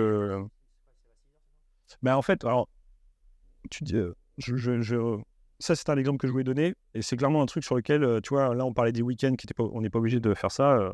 Avec Audrey, on s'amuse parfois à sortir en semaine, et on est tellement content de faire ça. Tu te dis, oh, quelle chance on a. Ça, c'est un style de vie qui nous correspond mieux, plutôt que d'être de devoir subir un cadre qui t'est donné, plutôt que de choisir le cadre dans lequel tu vis. Moi, je pense que ça s'appelle la liberté. Et le deuxième point, mince, j'ai perdu. C'est ce que je disais. On parlait du soleil. Le sommeil. Suivre le sommeil. C'est avec les Grecs, quoi. L'ascétisme, moi, j'y pense beaucoup. C'est la connexion avec soi-même, au final. Oui, c'est ça. En fait, c'est comment tu deviens un meilleur toi vis-à-vis de tes objectifs à toi. Tu te dis, ok, on comprend que les gens sur leur lit de mort, le truc qu'ils regrettent le plus, c'est d'avoir passé pas assez de temps avec leur famille et de trop travailler. Deuxième point, c'est de ne pas avoir dit suffisamment aux gens qu'ils les aimaient. Ah. Bon, bah, une fois que tu sais ça, avant, tu n'avais pas cette information. Maintenant que tu as cette information, tu te dis, est-ce que ça peut me correspondre ? Ah oui, dans l'état où j'étais à l'époque, oui. Bon, bah, du coup, moi, je veux être avec mon premier cercle femme-enfant. Et puis, deuxième cercle, je veux avoir mes proches, mes frères, mes parents le plus proche possible. Et puis après, je veux avoir mes amis, je veux voir souvent mes amis, etc. Et quand tu tires dans ce sens-là, en fait, c'est d'abord partir de la big picture et ensuite se dire comment, en mode, tu sais, rétro-planning, comment est-ce que j'y vais. Moi, je me suis dit, alors c'est un autre truc aussi qui est un peu conflictuel, c'est de se dire, si tu es indie hacker, tu cherches ton autonomie financière et ta liberté. Si tu vas jusqu'au bout de la philo, alors c'est très mal perçu maintenant, mais en fait, tu peux aller jusque du survivalisme. Ouais. Tu veux ton autonomie énergétique, parce que tu veux tout contrôler, tu veux pas de boîte noire, tu veux ton autonomie en eau, tu veux tout contrôler, tu veux pas de boîte noire, et le vouloir ça n'a jamais été aussi vrai, parce qu'il y avait encore un article du Monde il y a quelques semaines qui disait qu'il y avait 33% de l'eau en France qui était contaminée. Voilà. C'est vrai que t'as un film J'ai un filtre Perken, mais depuis des années, parce que je sais que... Bon, ouais, ça me semble logique, mais en vrai, autonomie en énergie, bah, tu dis... Qu'est-ce que c'est un filtre? Berkem, c'est ce qu'ils utilisent dans les camps de réfugiés pour... tu peux prendre de l'eau ultra insalubre, tu la mets dans ton filtre, et c'est un purificateur, c'est ça? C'est un charbon actif. Mais sur stéroïdes. Avec... c'est l'osmose? Non, c'est un filtre à charbon actif. Ok, c'est tout? C'est tout. Donc, ce qui est bien, c'est que tu changes le filtre que tous les 3 ans. Ouais, incroyable. Et là, du coup, tu vois, on tire des ficelles là, mais dans le plan ici, derrière, c'est d'avoir un système de filtration à lampe UV, parce que ça tient beaucoup plus longtemps. Ouais. Plutôt que d'avoir des filtres à charbon actif, tu dois changer. Pourquoi ça? Parce que les filtres à charbon actif, il faut les construire chez moi. Et quand tu fais l'indie hacker et que tu fais ton SaaS, tu veux ton contrôle total de ce qui se passe sur ton SaaS. Tu veux le moins de dépendance externe pour être maître de ton destin sur ton SaaS, parce que ton SaaS représente une partie de ton patrimoine. Bah, si tu tires jusqu'au bout, tu dis, bah ouais, la production d'énergie, ok, j'ai du panneau solaire, bah il faudra certainement aussi d'avoir une autre éolienne, parce que je veux de la redondance. Je veux pas mettre tous les œufs dans le même panier. Tu fais ça pour l'énergie, tu fais ça pour l'eau, tu fais ça pour la nourriture. Donc tu dis, bah j'ai besoin d'être un peu... j'ai besoin de savoir ce que je mange, comment est-ce que je peux faire pour optimiser ça? Après, n'est-ce pas un défocus, tu vois, dans le sens où on parlait tout à l'heure de l'organisation de sa vie quasi militaire, où en fait, ta capacité à dire non, en fait, à toutes les stimulations, toutes les choses que tu peux faire, c'est du temps que tu ajoutes. En plus, sur ton SaaS. On n'en a pas parlé de ça, oui. Là, en fait, tu es en train de dévier, en fait, dans le sens où... Là, tu apprends l'autre métier. Tu vas gérer, en fait, ton domaine plus que tes SaaS. Parce que c'est ce que je remarque, déjà, le fait, tu vois, d'avoir un appartement dont tu es propriétaire, tu vois. Je passe beaucoup plus de temps mental, en fait, sur l'appartement. Et c'est du temps qui est complètement volé, en fait, par mon appartement, que je ne passe plus sur mon produit, tu vois. Et il y a un moment, tu vois, où... comment est-ce que tu fais, tu vois? Il y a tellement... Organiser la balance. Là, tu as ouvert tellement de portes. La boîte de Pandore. Ah ouais, clairement. On va commencer par sujet numéro 1. Quand je prends... Je vais oser le dire. J'ai des padawans. Je les prends sous mon aile. C'est du mentorat, parce que l'artisanat, on fait de l'artisanat logiciel. Donc les artisans, je suis désolé, il y a des mentors. Ouais. C'est comme ça que ça marche. Et c'est le meilleur moyen de transmettre de l'information. Wikipédia pourrait fact-checker, mais il y a des analyses scientifiques qui ont été faites. Le meilleur moyen de transmettre de l'information entre deux personnes, c'est en 1 à 1. C'est pas en 1 à 35. Oui. Donc voilà. Donc le mentorat, c'est ce qui marche le mieux. Et bizarrement, c'est ce qui a marché ces 1000 dernières années. Donc en faisant du mentorat, les jeunes qui veulent se lancer sur des SaaS, ils me disent « Ah mais j'ai pas de temps. » Ils sont à l'école. Ils sont célibataires. Ils sont à l'école et j'ai pas de temps. Je dis, bah attends, dis-moi les séries que tu regardes là, qu'est-ce que tu fais là? Et je dis, mais tu vois, tu prendrais juste 1 heure, t'enlèves 1 heure de temps tous les soirs et tu bosses dessus. Ça, c'est ma charte que je faisais en parallèle d'un boulot à l'époque. T'avances en fait, tu crantes. Puis je pense que justement, en fait, c'est quelque chose en fait qui est pas recevable dans le sens où c'est le moment de ta vie en fait quand t'es en études où t'as le plus d'énergie en fait biologiquement. Tu vois, ton cerveau. Ouais. J'entendais en fait un podcast où la personne en fait qui était interviewée disait qu'à partir de 28 ans, c'est là où il a commencé à sentir déjà les effets de la vieillesse, enfin du vieillissement sur son cerveau. C'est très subtil et c'est vrai que je sens qu'aujourd'hui j'ai moins d'énergie peut-être et pourtant je suis pas si vieux que ça que quand j'ai commencé ma boîte il y a à 23 ans, tu vois. Ouais. Et en fait c'est subtil, c'est lent, tu vois, mais t'as aucune responsabilité. T'as du temps. Tu peux utiliser le temps qui t'est pris par les cours parfois pour travailler. En fait, tu peux quand même faire des swaps comme ça. T'as de l'énergie, t'es en bonne santé a priori, tu vois. C'est la meilleure window of opportunity de ta vie en fait pour faire une boîte. Clairement. Donc ça, clairement, le temps, ça se trouve. Il y avait une fameuse phrase qui disait, tu choisis l'allocation de ton temps. Ouais. Voilà. Ouais. Ensuite, tu as ouvert une autre porte qui était le défocus. Ouais. On a le droit. Le fait de créer l'objectif du indie hacker, c'est quand même d'aller chercher une autonomie financière. Une fois qu'il a un premier SaaS qui commence à générer des revenus, son objectif, c'est d'avoir de la résilience. Donc, il va créer d'autres SaaS. Et s'il le peut, ou si elle le peut, ça va être des SaaS qui seront pas dans la même currency. Ça ne sera pas forcément en euros, mais peut-être plutôt en dollars. Il va peut-être pas les localiser au même endroit. Oui. Si tu vas jusqu'au bout de l'histoire, moi, je réalise ça juste maintenant. Pour l'instant, tous les SaaS, ils sont localisés en France. On paye en euros. Mais dès que tu es indie hacker, du coup, tu t'intéresses, tu le disais, tu te défocuses d'entrée de jeu, puisque tu vas devoir faire du market, du dev, tu vas apprendre d'autres métiers, etc. Donc le défocus, de toute façon, tu vas l'avoir. Tu es obligé on a parlé de juridique tout à l'heure, les contractuels, etc. En fait, ça devient naturel de se dire, je vais constamment apprendre de nouvelles choses dans d'autres périmètres qui ne sont pas les miens. Puis au bout d'un moment, tu continues, puis là, tu dis, bah oui, il va falloir que je mette pas tous dans le même panier. En termes monétaires, c'est un peu con d'avoir que de l'euro, etc. Tout à fait. Du coup, maintenant, là, c'était le monde ultra virtuel du SaaS. Mais après, quand tu appliques ça dans ta vie de tous les jours, tu te dis, c'est quand même con d'être totalement dépendant de systèmes que je ne contrôle pas. Donc, tu vas aller chercher un peu. C'est pas que tu vas être en autarcie, te découper, t'enlever des systèmes existants. Tu dis, OK, ils sont là, on a de l'eau courante, on a l'électricité. Mais néanmoins, c'est quand même dommage de ne pas avoir de plan B. Et quand tu es indie hacker ou créateur de SaaS, tu es toujours en train de te dire qu'est-ce qui peut foirer, parce qu'on va avoir des signes noirs, etc. Je veux de la résilience, je veux pouvoir dormir la nuit. Et en fait, du coup, tu as une déformation professionnelle qui fait que tu l'appliques un peu partout. Ouais, les signes noirs, moi, c'est ça, la loi de Murphy, en fait. Ouais, c'est ça.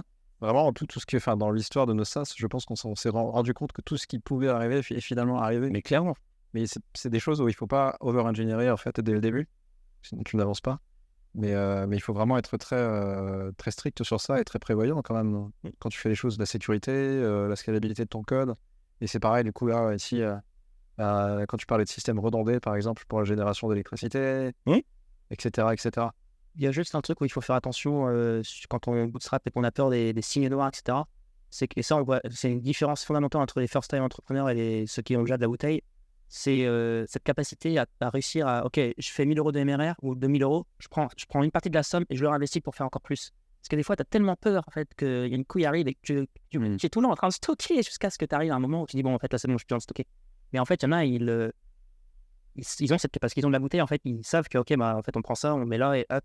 Et ils vont prendre des freelances par-ci par-là. Alors toi, tu vas être en train de. Donc il y a aussi des fois où il faut, je pense. Moi, je ne dépense pas assez l'argent que je gagne parce que je le stocke en fait. Oui. Et ça, c'est pas forcément très malin. Je sais pas.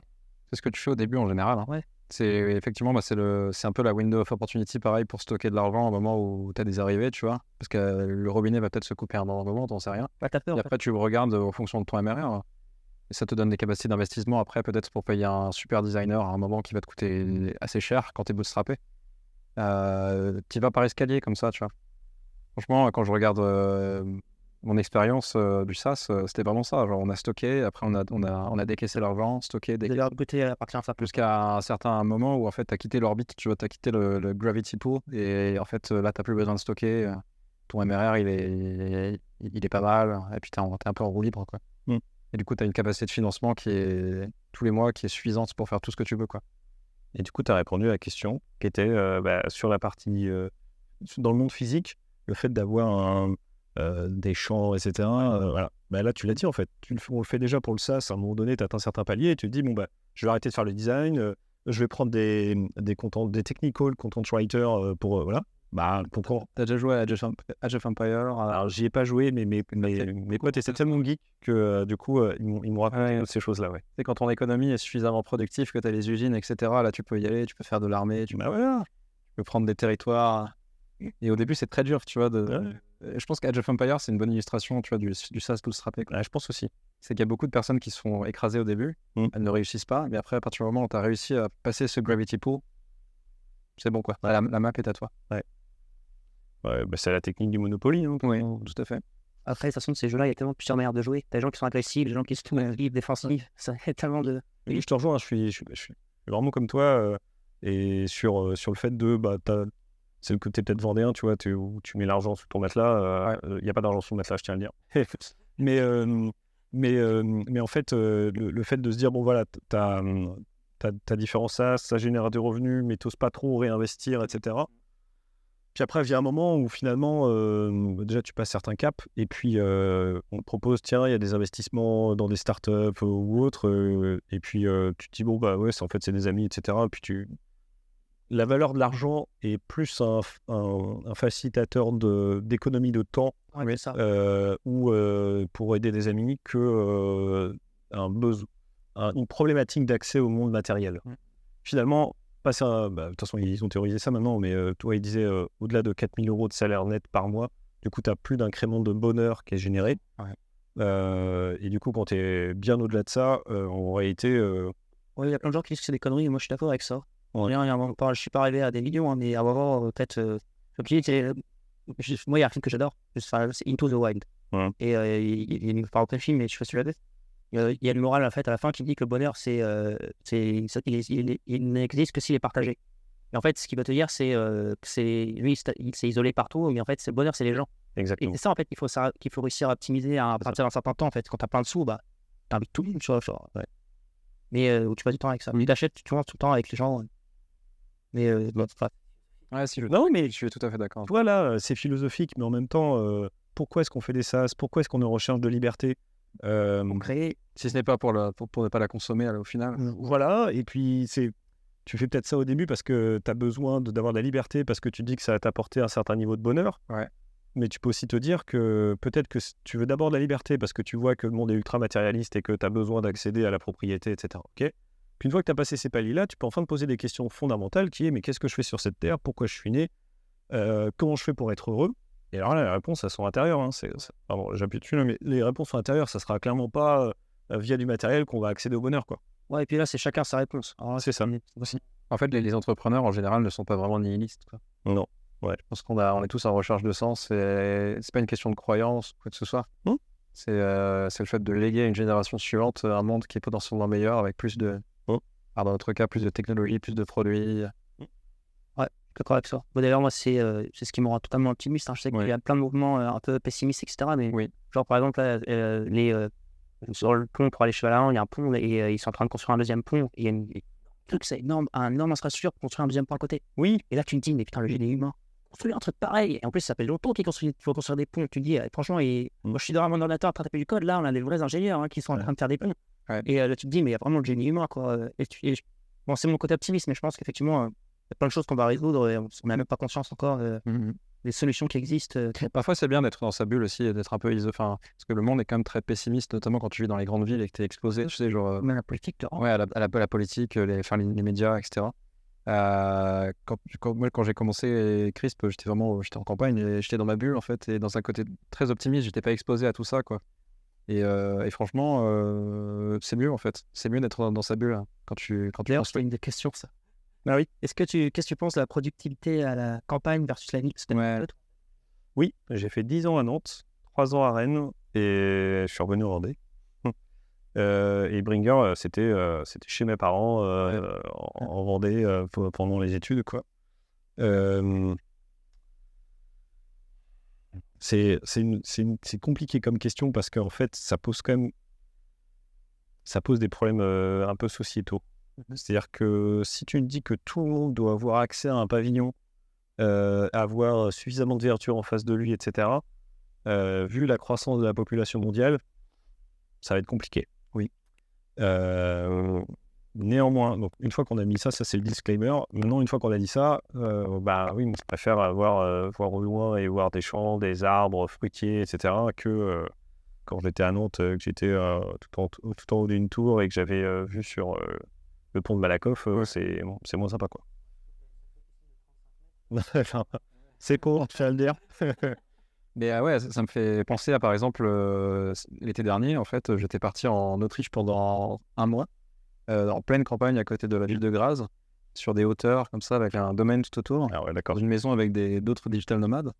Et le seul but que j'avais, en fait, à l'époque, c'était de réussir à me focus sur une fonctionnalité, en fait, qui était genre tellement dure pour moi mentalement à développer que je n'arrivais plus à la faire en ville, quoi. D'accord. Ce que je faisais au début, en fait, quand j'étais avec mes parents, etc., en campagne, je n'arrivais plus à le faire, en fait, en étant à Nantes, en grande ville. Parce qu'il y a les distractions, parce que, je sais pas, le corps, en général, il est beaucoup plus fatigué. c'est pas une ville très polluée, mais il y a quand même la pollution, le bruit, etc. Et en fait, c'est tout un tas de micro-détails dont on se rend pas compte. Mais quand j'étais en l'espace et quand j'étais en campagne, j'étais juste serein, tu vois. Quand je fais ma pause, quand j'en ai marre d'être derrière mon code, qu'est-ce que je fais? Bah, je vais dehors dans le jardin. Je pouvais cueillir des cerises et les manger. Enfin, enfin, tout ça, en fait, je commence à voir la différence, effectivement, et je me dis, comme toi, que je pense qu'en étant en campagne, on est beaucoup plus productif. Juste pour l'aspect relation à la nature, être serein. La ville, faut pas être trop isolé, non, en effet. C'est pour ça que c'est important de rester connecté aux communautés, genre d'être à proximité comme d'une ville pour les événements, tout ça, pour l'aspect social. Il y avait un gars comme ça, il a créé un SaaS qui s'appelle Fringy. Et j'avais fait un call avec lui. Alors ça, c'est un truc qui me fascine, parce que ce SaaS-là, c'est un gars qui code pas, et il a réussi à faire un SaaS avec... il bossait pour Peugeot, il était en freelance, et il prenait l'argent du freelance, il payait les développeurs. Et c'est quand même galère quand tu codes pas. Et il a réussi, ça marche, il va etc. Et il vit en Bretagne d'ailleurs, dans une petite maison. Il est tout seul, tu vois. Et je pense qu'il fait beaucoup d'allers-retours avec Paris, parce qu'il y a un moment, en fait, quand tu es tout seul dans un endroit, tu peux tenir un petit moment, mais ça tient pas un an. Ouais. Mais c'est juste que quand tu es dans cet environnement-là, en fait, tu n'as pas besoin de forcer pour être créatif, je trouve. Et c'est ça qui est fantastique. J'ai l'impression qu'en étant en ville, parfois, tu dois forcer. En fait, tu sens que tu forces sur toi, quoi. Et ça, c'est pas une bonne sensation. Et j'ai plein d'exemples comme ça d'entrepreneurs early stage qui partaient, genre des personnes qui ont commencé à Paris l'été, en fait, qui prennent la voiture et qui partent, j'en sais rien, à Saint-Brieuc, enfin quelque part en Bretagne pour focus comme ça. Et ça a été très efficace pour eux aussi. Après, il y a aussi le fait en productivité, le fait de changer totalement d'espace de travail. Ouais, alors c'est amusant parce que c'était un sujet qu'on avait justement. Ah oui, d'accord. Est-ce que toi, en fait, parce que je sais que dans mon cas, en fait, moi, ça m'aide beaucoup. C'est-à-dire que le nomadisme, en fait, changer d'environnement, en fait, à des intervalles, genre, je sais pas, 1 mois, 2 mois, ça me rend ultra productif en termes de créativité. Est-ce que toi, c'est quelque chose dont tu as besoin? Enfin, comment est-ce que tu fais, puisque étant donné que tu as une maison et deux bébés? Du coup, voilà, donc ça, la question fait déjà la réponse, mais néanmoins, je vis un peu à une moindre mesure ce que tu vis en faisant de temps en temps des conférences. Du coup, quand je suis dans une chambre d'hôtel, même si c'est en ville, le niveau de... Je sais pas comment dire ça, c'est le niveau de... Le fait de totalement changer d'environnement, c'est... En termes de vacances, quoi. Ah ouais, moi, c'est un excitateur d'imagination phénoménal, quoi. Tu casses la routine, t'as pas les responsabilités nécessairement quand tu vas chez toi. Exactement. C'est bien. Ouais. Aussi, ici aussi. Ici. Non, mais c'est vraiment le fait, effectivement, de changer totalement d'environnement et de se retrouver seul. Moi, il y a un truc là qu'on met pas encore en place parce que les filles sont encore très jeunes, juste 2 ans et puis 11 mois.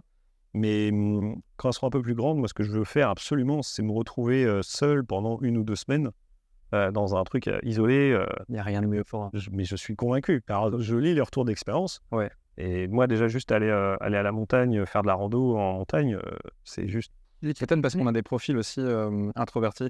Ouais, peut-être, Et en fait, parfois, on a juste besoin de ce headspace, tu vois, de silence. Toi, ton travail. Oui. Non, c'est très efficace. Franchement, c'est très, très efficace.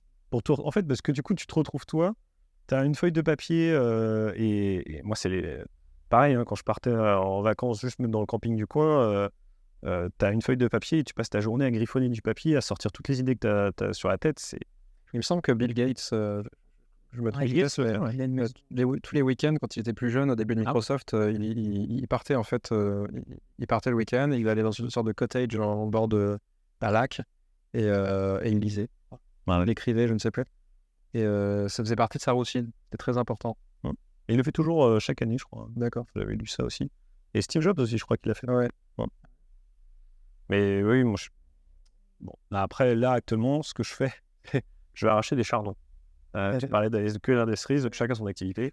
Moi, je vais arracher des chardons. Et quand j'arrache des chardons, là, t'as ton cerveau qui se vide et ça te le nettoie, quoi. Et après, tu reviens et là, tu prends plus de recul sur où est-ce que t'en es et tu deviens tactique.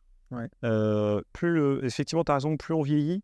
Là, je le vois avec le fait d'avoir des bébés. Du coup, tu te lèves beaucoup plus tôt. Avant, j'étais plutôt vraiment très créatif entre 23h et 2h du mat. C'est là où j'ai fait ma charte, c'est là où j'ai fait Redsmin. Alors là, Puis là, tu codes. Parce qu'il y a encore la notion du silence, en fait. Ah, clairement. La société, elle s'endort. Ouais. Et toi, t'es dans ton... T'es dans ta bulle. T'es dans ta bulle. C'est une merveille. C'est pareil, en fait, très tôt le matin. Et voilà. Et maintenant, c'est le tôt de matin. Donc, parfois, les filles se lèvent à 5h30. Et là, tu te dis, oh, mais en fait, je suis frais. Et là, t'es parti. Et c'est un peu ton magical morning, mais sans avoir besoin d'avoir forcé le magical morning. Ouais, tout à fait. T'étais obligé d'aller donner des biberons. Donc, voilà. Et ça, maintenant, je prends goût à ça. Puis le deuxième point que tu disais tout à l'heure, c'est que tes journées se raccourcissent. Avant, tu étais célibataire, tu avais beaucoup de temps libre, etc. Là, ton temps, il est beaucoup plus normé. Et du coup, tu deviens plus productif. Donc, tu penses que le parenting, c'est un élément qui peut te rendre plus efficace dans ton entrepreneur? De toute façon, tu n'as pas le choix, en fait. Certains disent que oui, C'est l'absence de choix qui fait que... l'absence de choix. Mais il y a même un truc, des entrepreneurs qui te transforment quand ils ont sur les enfants. Moi, j'ai jamais vécu, mais parce qu'en fait, je pense qu'il y a aussi un sentiment étrange où en fait, t'es plus la priorité, en fait, c'est tes enfants. Tu vois déjà quand t'es marié en couple que t'as plus tes décisions que tu prends, elles impactent aussi l'autre. Donc en fait, tout le monde n'est pas tapé que toi. T'en as plus que toi à gérer, en fait. Je pense qu'on a fait le tour. Il y a peut-être des petits points de santé aussi. Comment est-ce que tu fais pour optimiser ta santé, en fait, en tant qu'entrepreneur? Parce qu'il y a une notion aussi, plus en fait on prend de l'âge, tu vois, plus la santé elle est quand même importante et on se rend compte de l'importance des points de santé. Moi, j'ai commencé à faire plus de sport uniquement récemment, tu vois, parce que je considérais que c'était pas important avant. Et c'est des choses que tu te rends compte parce que t'es forcé de te rendre compte, tu vois. Ouais. Et comment est-ce que tu fais? Est-ce que tu as un coach en nutrition, coach sportif? Alors, du coup, Audrey, qui est aussi entrepreneuse, est beaucoup plus avancée que moi là-dessus. Elle est coach nutrition, coach sportif. Voilà. Moi, je ne le suis pas encore, mais par contre, clairement, au bout d'un moment, ton corps, moi là, il m'a dit, faut que tu arrêtes là, tu vas trop loin. Tous les matins, je me levais à 5h30, je me réveillais en douleur parce que tu avais mal au dos et tout, et là, tu fais, ok. Ouais. Et donc, je reprends le sport 2 jours semaine, et bizarrement, ça va mieux. Et puis après, c'est pareil. Sur la partie santé, moi j'aime bien un peu le côté biohacker. C'est toujours l'idée d'en savoir plus. Je pense qu'on est là quand même on est des êtres doués de créativité, mais pour être créatif, il faut aussi savoir ce qui existe, parce qu'on est malheureusement en ne sachant pas. Ça va peut-être changer avec des puces, mais je ne dis pas que c'est une bonne idée, mais voilà. Pour l'instant, malheureusement, on ne sait pas ce qu'on ne sait pas, quoi. Donc l'idée, c'est d'aller un peu creuser tout autour, et puis tu te dis, ouais, tiens, en fait, le café, j'en prends que très rarement. Pendant des années, moi, je disais, boire du café, c'est tricher. Alors moi, à l'inverse, j'ai bu beaucoup de café jusqu'à temps que ça commence à avoir des effets délétères. Ouais. Ça me rendait anxieux. C'était pas du tout le cas, en fait, mais c'est après plusieurs années, en fait, avec un rythme soutenu où tu bois 5-6 tasses de café par jour. Ah oui, d'accord. Moi, je les tenais au début et c'était nécessaire. Enfin, tout se passait bien jusqu'à temps que je commence à devenir anxieux. Les mains qui tremblent, etc. Et là, c'est là que tu commences à reconsidérer, tu baisses les doses, mais après, tu es très fatigué pendant les semaines en fait, qui suivent le rabaissement de la dose. Et en fait, après, je sais pas ce qu'il y a encore, mais le foie, j'imagine, se réhabitue. Il doit se régénérer, je pense, reproduire les enzymes, etc. Qui permettent de digérer la caféine. Et on est tous d'ailleurs différents génétiquement vis-à-vis de ça. Tout à fait. Et après, tu peux recommencer à boire du café en plus grande dose. Ouais. Mais tout en faisant attention de ne pas dépasser la dose. Donc, on fait tous des erreurs en fait vis-à-vis de ça et on se rend compte élimine de notre corps en fait en faisant des erreurs. Ouais. Et la boisson qu'on a bu là, par exemple, tu peux nous en dire plus? Oui, c'est clairement une boisson de biohacker. Oui, c'est exactement ça. Mais en fait, je savais pas ce qu'il y avait dans la pâte. Tout à fait. Mais non, mais je sais plus si c'était je crois que c'était les Grecs qui disaient ça, que tout était dans la juste mesure en fait, et que c'était. C'est le stoïcisme. Ouais. Je sais pas si ça venait de Sénèque, mais en tout cas, le fait de dire tout est dans la juste mesure et que c'est la trop grande quantité qui fait le poison. Ouais. Et donc, quand je vois des mecs là qui veulent se lancer à fond, alors quand je dis des mecs, on peut généraliser, mais qui veulent se lancer à fond et qui prennent café, Red Bull, tous ces trucs-là à fond. Connu. Et en fait, tu te dis, mais t'as pas compris que c'est un marathon tout ça. Et donc, tu te disais tout à l'heure, voir au loin et de se dire, non, en fait, faut que j'arrive à avoir un rythme. Et le plus dur, ça sera de garder le rythme. Ouais. Et donc, moi, le café, j'en bois, mais peut-être, un café par semaine. Et c'est que avant une réunion importante où là, tu te dis, j'ai un truc à faire. Ou là, un truc que j'ai découvert récemment, ça s'appelle Space Goods. Donc, c'est ce qu'on a bu. Tout à fait. C'est à base de plein de champignons différents. Il y a un peu de caféine dedans aussi. Maintenant, je vais remplacer le café majoritairement par ça. Et ça, quand j'ai besoin de donner une conf, ou là, ici, quand vous êtes venu, ou ou parfois je sais que je vais avoir une journée complète juste pour pouvoir bosser, créer des choses, là j'en prends. Quoi, c'est une sorte de caféine, ça? Alors, les différents champignons, il y en a certains qui sont focus sur améliorer ta concentration, améliorer ta prise de recul, baisser ou améliorer, je sais plus, ton flux sanguin. Il y a baisser le niveau de stress. Il y en a un qui augmente la libido, je vous rappelle. Etc., etc. Mais en fait, le fait de ne pas en prendre plus de 1 ou 2 fois par semaine fait que je sens toujours les effets. Oui. Pareil pour le café. Et du coup, l'intérêt, c'est que tu prends ça le matin. Après, tu vois, je prends pas de café après 15 heures, je prends pas de café, quoi. Et tu prends ça le matin et tu passes ta journée en mode zen. Donc tu viens dans les effets sur toute la journée qui sont pas. Ah ouais, clairement. En fait, sur l'instant, quand je le vis, je le sens pas. Ouais. Mais le soir, je réalise comment s'est passée la journée. Et je peux comparer par rapport aux journées précédentes.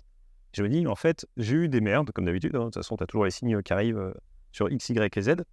Mais c'est un peu comme c'est un océan, il y a la pierre qui est tombée, mais c'est resté très calme en fait. Ouais. Alors tu vois, il y a des journées qui peuvent être très mauvaises selon ton alimentation. Par exemple, moi, mon problème, c'est le sucre. C'est je minimise au maximum le sucre dans tout ce que je mange parce qu'il y a des moments où tu sais, tu manges un cookie, tu vois. Ouais. T'as le taux de glycémie qui fait ça, et après t'as le crash. Exactement. Et le crash, tu fais quoi? Tu bois du café ou tu remanges du sucre. Ouais. Et t'arrives généralement, moi, j'arrivais à 15h de l'après-midi, j'étais cuit en fait, je pouvais plus rien faire. En fait, j'avais réussi à compenser toute la journée les sur de crash jusqu'à temps que le corps ne puisse plus, quoi. Ouais. Et ouais, très important de faire attention à ça. Et encore une fois, c'est quelque chose qui prend du temps. Ouais. Et donc ça, c'est Space Goods. Mais sinon, depuis des années, mon petit-déj, en semaine, je l'ai remplacé par soit de la Youle, soit le copycat qui a été fait bien après en France, qui s'appelle Feed. Ouais. Mais qui n'est qu'une copie de Youle.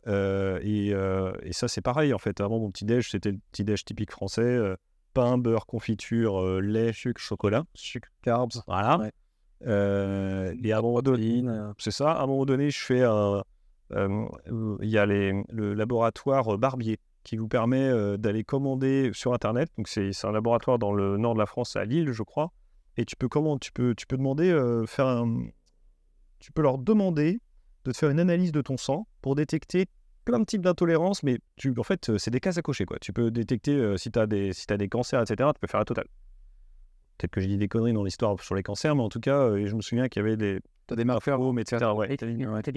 Oui, c'est ça. Et donc, j'avais coché plein de cases pour tout ce qui était intolérance. Parce que je comprenais pas, j'allais pas bien quand je buvais du lait, en fait, parce qu'en Vendée, on boit beaucoup de lait.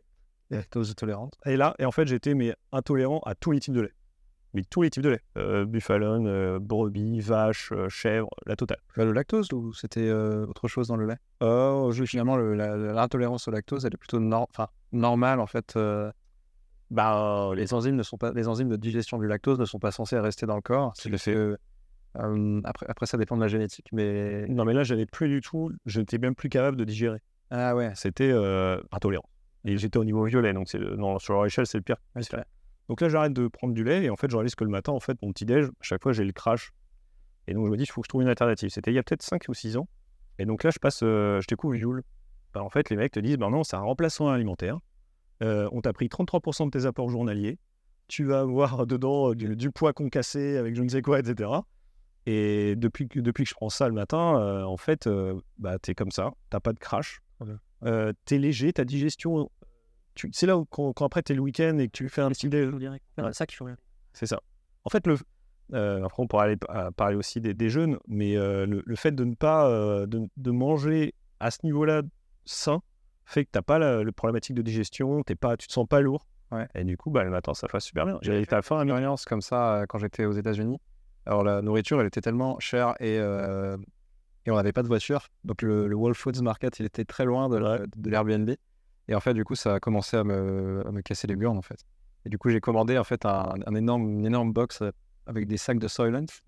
Et j'ai fait l'expérience de ne manger que du Soylent pendant 1 mois. Ouais. Petit déjeuner. Ouais, c'est un peu extrême. Les premiers jours étaient difficiles, donc tu perds un peu le goût. Et après, en fait, ce qui est amusant, c'est que le corps finit par s'adapter. C'est-à-dire que ton cerveau commence à sécréter, je sais pas, de la dopamine ou je sais pas. Quand tu arrives le matin et que tu regardes le frigo, tu es mon Soylent. Ouais. Et en fait, finalement, j'avais tous mes apports, je me sentais très bien. J'étais très productif. Le seul problème, en fait, de ce type de nourriture, quand tu ne fais que 100% de cette nourriture, c'est que on n'y pense pas, mais la mâchoire, les muscles de la mâchoire, très grasse. Et donc, j'ai été manger un truc aussi simple qu'une pizza à l'issue de ce mois de full silent, et j'avais du mal à mâcher la pizza.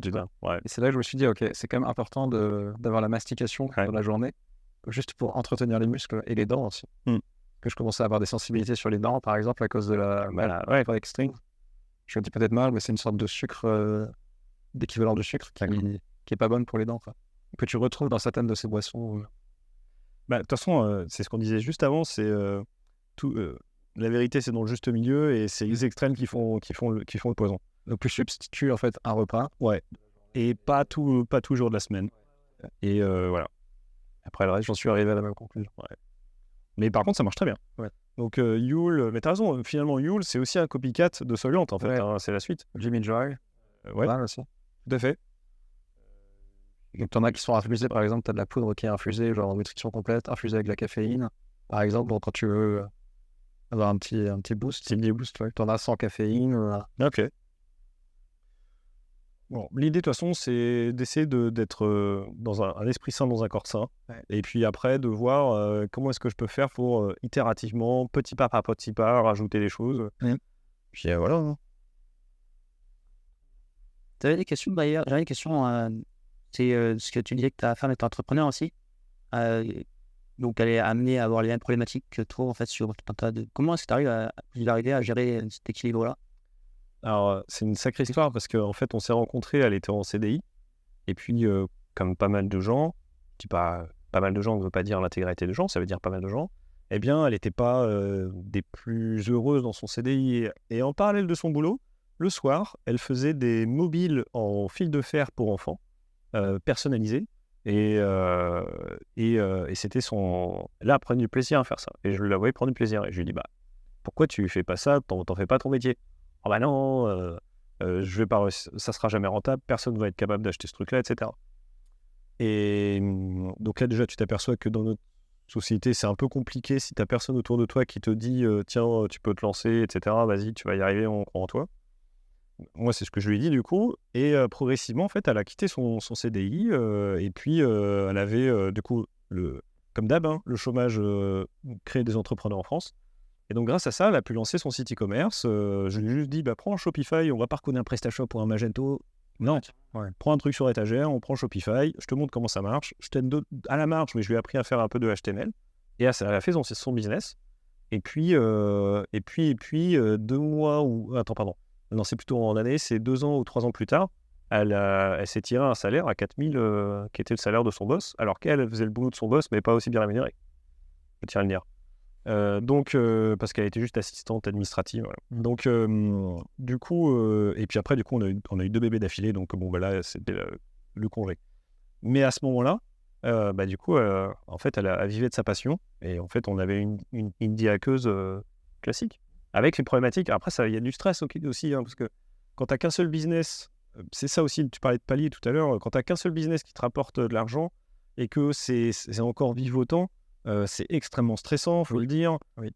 Tu stresses dès que tu as quelqu'un qui te quitte. Alors là, c'était du paiement one shot, mais quand c'est de l'abonnement et que tu as quelqu'un qui a une subscribe, ça fait tellement mal au cœur. Moi, ça me fait toujours mal au cœur, même si maintenant, je devrais m'en foutre un peu plus, mais ça fait toujours mal au cœur. Donc, tu te poses des questions, tu te dis, et comment je fais pour améliorer mon acquisition? Donc là, écrire des articles de blog, etc. Bon, ça pose plein de questions, ça augmente ton niveau de stress sur cette étape-là. Et après, moi, je reviens au point initial qui est de dire, comment est-ce que je fais pour créer d'autres canaux de génération de revenus pour justement être un peu plus serein, quoi, et être plus résilient. Si t'es plus résilient, t'es plus serein, quoi. Ouais.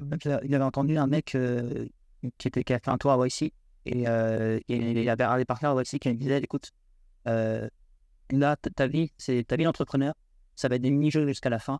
C'est-à-dire que là, tu as ton mini-jeu, tu es à YC. Après YC, tu devras peut-être avoir un nouveau mini-jeu, ça va être de refactorer ton code sur 9.3, j'en sais rien. Après, et en fait, tu vois au lieu de ça, des sprints, en fait, il y a ça des mini-jeux. Et c'était une autre merde. Donc, tu vas peut-être passer dans le mini-jeu où tu as 50 clients qui te lâchent. Bon, voilà, comment tu fais? Et ça a changé la perspective, je trouvais, de voir sous cet angle-là, en fait.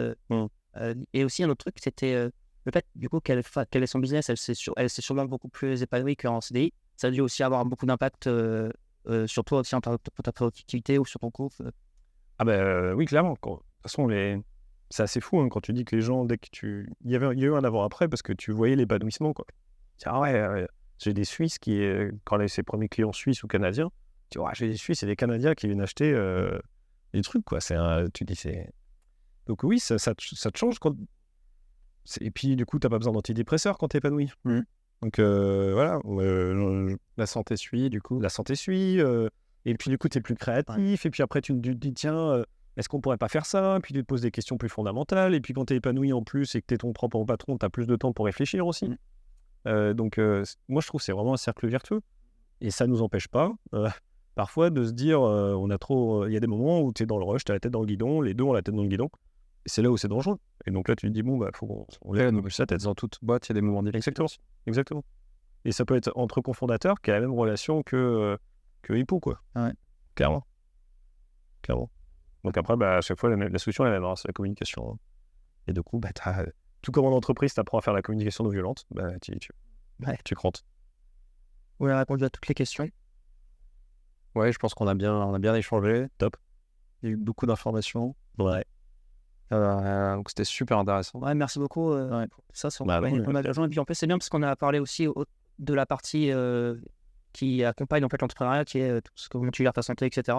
Moi, je dirais juste qu'il faut bien gérer le cash. J'ai fait un burn-out parce que j'avais aussi mal géré mon cash. Et quand tu as des problèmes d'argent, ça use la tête. Ouais, donc ça, avant de se lancer dans les tranchées, il y a quand même des fois où prendre un petit mois pour dire ok, est-ce que j'ai comme tu parlais du chômage, c'est bien pour se financer, mais être serein sur le cash. Ouais. En général, il faut peut-être passer cette case-là avant de se lancer au début. Clairement. C'est direct, parce qu'en fait, quand tu es dans les tranchées et que tu as des problèmes d'argent, tu perds des cheveux. Hein. Ouais, c'est sûr. Donc, sinon, c'est ça. Donc, merci François-Guillaume pour nous avoir avec plaisir. Merci. Et dans 5 ans, on revient et puis tu vas inviter 5 nouveaux. Et il y a de fortes chances, il y aura d'autres douleurs identifiées. Donc oui, tout à fait. Et puis ça sera peut-être pas des SaaS, peut-être que ça sera dans le monde physique. Oui. On en reparlera. Je te vois venir. Ouais. N'hésitez pas à vous abonner si ça vous a plu. Et puis, on reviendra pour un nouvel épisode. Allez, à bientôt. Ciao.